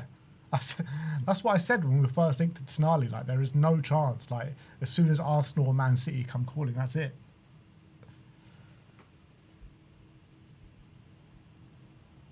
Mad. Absolute madness. Spurs, have you seen this? Have you read this one? Spurs coach kiss of death. Are we chasing strikers? Any names? Solanke ain't it. Yeah, so we said earlier, Balogun and Kroupi are the names right now that are doing the rounds. I think Santiago Una was talking about Florian Balogun and Paul O'Keefe and SNY talking about Kroupi. I mean, could you imagine if If we next can get week Kroupi. we just start seeing like all this stuff with Kroupi, Spurs going in 100 million? What the actual fuck? When do we upgrade from taking United's targets to taking United's players? Be the cheeky bit for Ahmad? Who would I even who in the United team would I want right now? What about Diallo? Would you take Diallo? I'll take Diallo. Yeah, I would. Back up to Kudus. Cheeky bid for Cunha? Cunha. Yeah, that's who I want. Cunha and Mbuemo. Cunha and Mbuemo. Put a feeler out. Put the feelers out. They need the money. GTK Studios member for 8 months says, hi lads, hope you're well. I am dreaming in our club, showing us that they are serious. I lost my job yesterday, that we got the here we go, but let's hope. Come on, you Spurs. Sorry that you lost your job, mate. That sucks, man. Well, let's hope we get some good news today for you. ID 1991-2 says, here we go. Once you leave the studio, repeat. Are we going to actually have to leave the studio just to come back? It's either that or we have to get Brian on, one of the two. Oh, mate. I think Brian's live. We're just going to sit here. We're just going to sit here till it comes, people. What are we saying? What time is this going to drop? The 1:15. Whoever said 1:15. Edward Graham says, go walk outside for 5 minutes and come back. Are we going to tempt him? Should put the thumbnail on and fake it out and then come straight back on. Yeah, someone check Ali Golder's on holiday, someone says. Another super chat here. Larson's says, people mock Fernandes fee, but Arsenal paid 116 million for Zubimendi. Did they? What are you talking about? They paid, how much for Zubimendi? They didn't pay 116 for Zubimendi. No, it was not that much. It was like 60. Yeah. Chelsea paid 116 for Caicedo. That's true. 121 for Enzo. That is also Both true. young at the time as well. I mean, very true. I mean, Enzo was also, he had a great World Cup, but that's obviously still a risk, isn't it? Yeah. 120 million. He was at Benfica at the time. Yeah. And they gave him a bloody 8-year deal or whatever it was.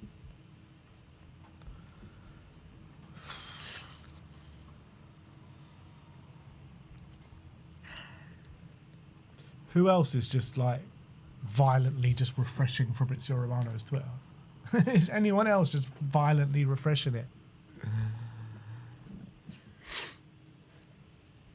Yeah, it's true. Kepa for 72 million. Yeah. Ryan Farley says, what are your top 3 left winger and top 3 striker targets? Ooh. I think my top 3 striker targets are Kroupi, Osimhen and Guirassy. Is there a reason why we shouldn't be going for Osimhen right now? Is there a reason? No, I don't see one. I don't see one. Like, with the money that we're splashing about, Go get go him. and get Victor Osimhen. Go get him. You're willing to put some of the money down on the table for some of the players we're going for. Why not Osimhen? Why not? If we was to get Osimhen, and mate, that what the fuck, man? Surely not. Top 3 left winger targets. I don't know. I think the left winger target is the market is pretty dry for left wingers. I don't know. Maybe Spurs should go for Nusa. He was good, wasn't he? There was yesterday? a report today saying that Leipzig need money. They want to keep Yan Diomande at all costs, but Nusa could be going for 60 million. Maybe we should go for Yan. Yan Diomande. Put our balls on the line, mate. I say we go get Antonio Nusa. I do like Nusa. Let's see, who are the top wingers at the moment? I need to refresh my memory. Emmanuel Adebayo says, Ben, you can't even read my message. I have one question. Is Fernandes finished his medical? I don't know. I'm not a Hotspur away. When we get the news that he's finished his medical, hopefully we'll bring it to you guys. But I don't think, we haven't heard that he's finished his medical just yet. Rob Welsh says £50 says Sim can't get through the whole stream one day without mentioning Ange. Yeah, too late on this one, unfortunately. Maybe next one. I think Sim is finally not missing Ange anymore. Surely. No, I'm not missing him at the moment. Finally, we got there, people. Well, not my fault. Well, you hired fire. Well, you would be stupid if you didn't miss him when Frank was there. Yeah.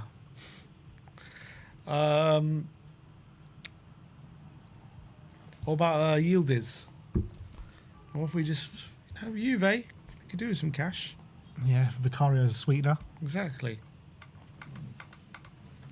Yildiz? I think if we were to only sign Nusa and Osimhen, that's it. Transfer window complete. You know what I mean? Don't need any more than that. I wouldn't say no to one more winger apart from that, but you know what I mean? Like, could you imagine just those two? Like, wow. That's a whole new team. Yeah, pretty That's much. a whole new team. Left winger, starting striker, starting 2 centre mid, starting right centre back.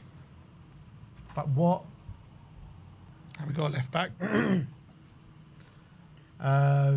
Another one, ID 1991-2 says, Indicala says Newcastle in a meeting discussing bid.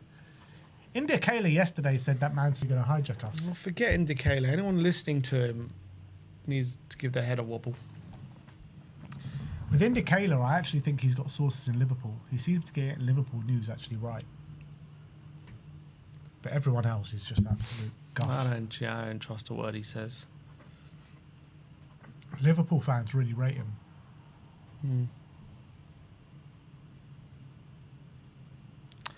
Yeah, you know what? The left winger targets is really difficult.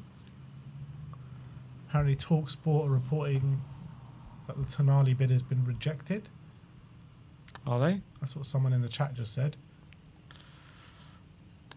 Can't see it. Well, Ben Jacobs did his post in collaboration with Crook, who's TalkSport. He said bid is 90, they're looking for 100, but he didn't say anything about rejected. I guess it implies it's going to be rejected, but...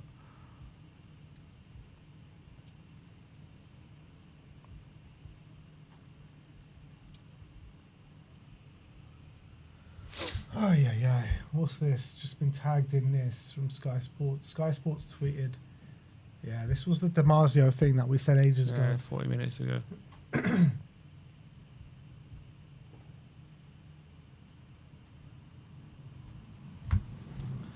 Yeah, I've decided Noosa's the left winger we should be going for. Massive upgrade on what we got. Few years of good development at Leipzig. He's looked dynamite at the World Cup. But why did he fail that medical? I don't know. So it wasn't enough for Leipzig not to go for him.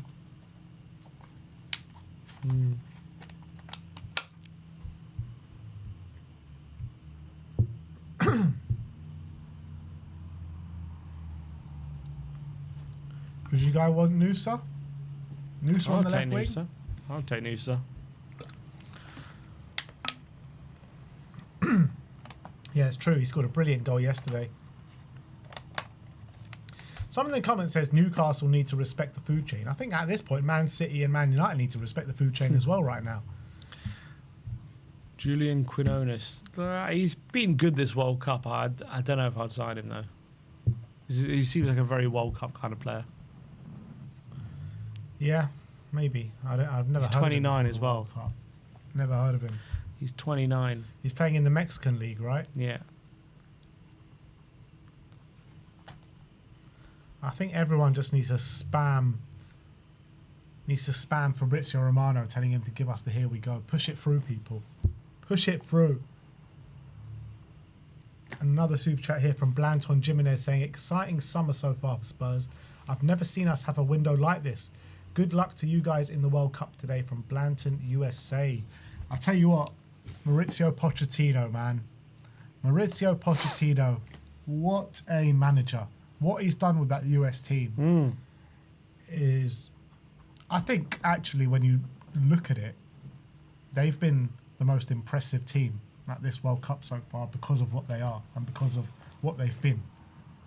They've been quality. The job that he's done has been incredible. They've also been, one of the most exciting teams. It's going to be interesting. Bosnia, European team coming up this weekend. They play exactly like he did at Spurs. Yeah. I think they'll beat them as well. But it's every knockout. When was the last time they won a knockout tie? So that psychological hurdle is sometimes a lot. So it'll be very interesting to see how they perform. Do they just perform as they've been in the tournament, or do they seem to tense up a bit? Are they going to be as free flowing? Are they going to go after them? Are they going to allow Bosnia a foothold in that game, or are they going to suffocate them? Let's see. Yeah, Poch will get their mentality right for the game. I'm sure of it. They'll win. And who are they getting the next round if they beat Bosnia? I think it's like Switzerland or Algeria, I think.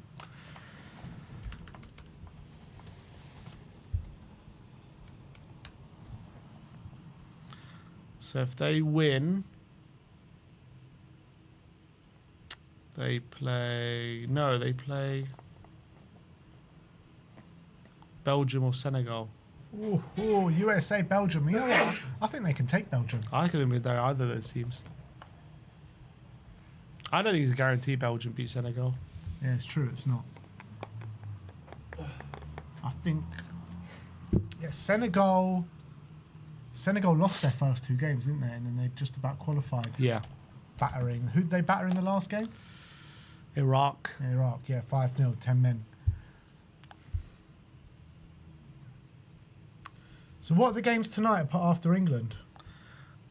Belgium, Senegal. Oh, that's tonight. And USA, Bosnia 1. USA, Bosnia at 1. Wow.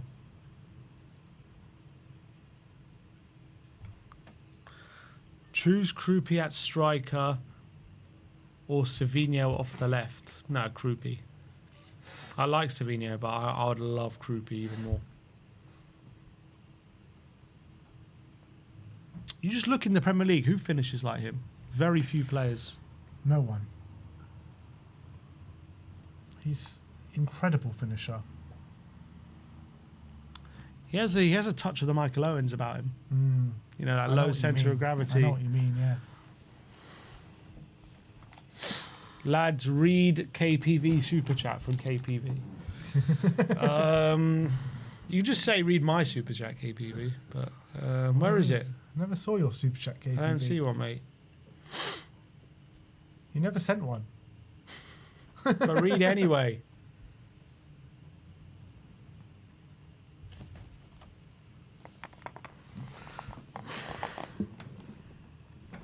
I don't know if this is coming right now.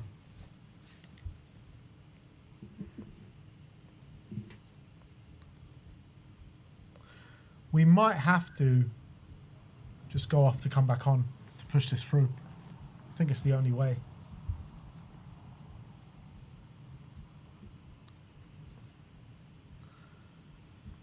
All right, fine. We'll do that. Do a quick 501, see if it comes, and then we'll. 501. And then if it doesn't, we'll go. A quick 501. What's today's 501? Haven't know. played that in a while.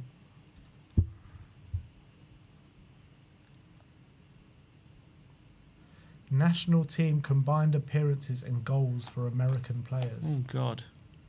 Okay. National team combined appearances and goals. I'll go McKennie.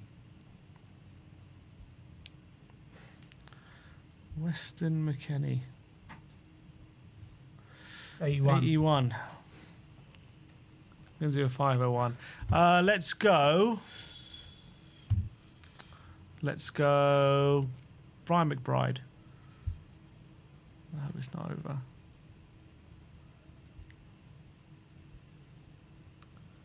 $125. Nice. I'll go Dempsey. Man like Juice. Oh, no. 198. Wow. Jesus. Let's go Casey Keller.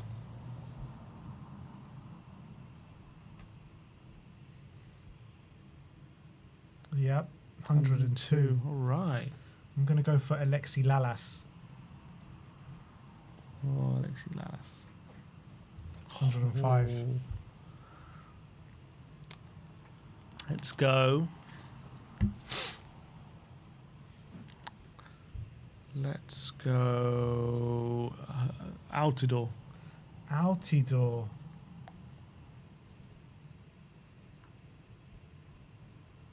Oh, 157. Josie! It's my man. I'll go.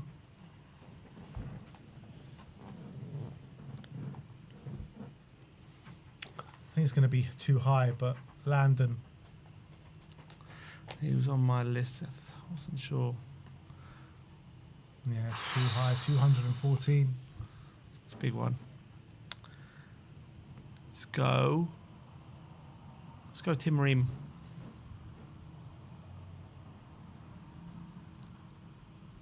Tim Ream. 117. Oh, 85. 85. So you're on 32. I'm on bloody 32. 315. 32. Okay. Okay.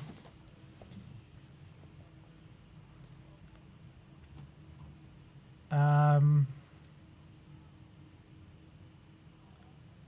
Friedel.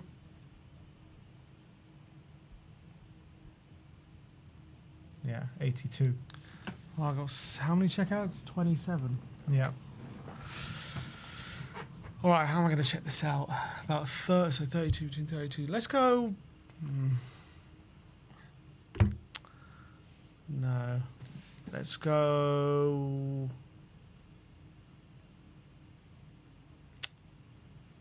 What's his name? Who's the other? Tillman? Malik Tillman. Malik Tillman.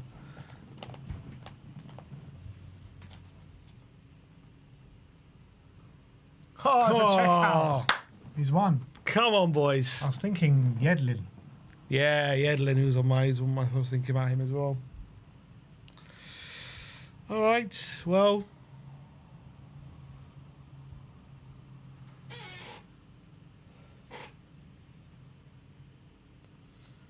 All right, cool.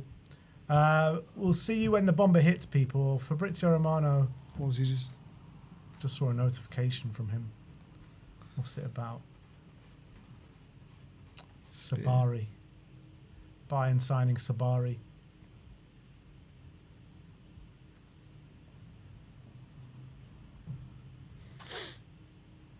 All right, cool. We'll see you guys soon. Hopefully very, very soon. Surely the Here We Go's got to come today. Will it come during England? I don't think so. Don't know.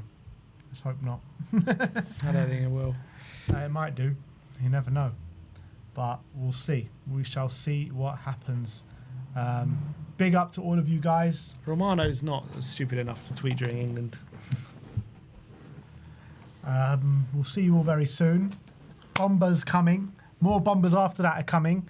For all you well, quick one. The poll. Let's see. I forgot about the poll. How much would you accept for Gray? I said under 40 million, 40 to 50, 50 to 60, or over 60 million. So 7% said for under 40 million, 24% between 40 and 50, 31% 50 and 60, and split, 39% over 60 million. That's Wow. where I'm at. That's where I'm at. If you sign a player for 40, you're not going to sell him 2 years later for, same price. I would say between 50 and 60, I think I might sell. I wouldn't. All right, we'll see you all very, very soon. Thank you, everyone, for joining us today. Like, subscribe, and comment. And as always, come on, you Spurs.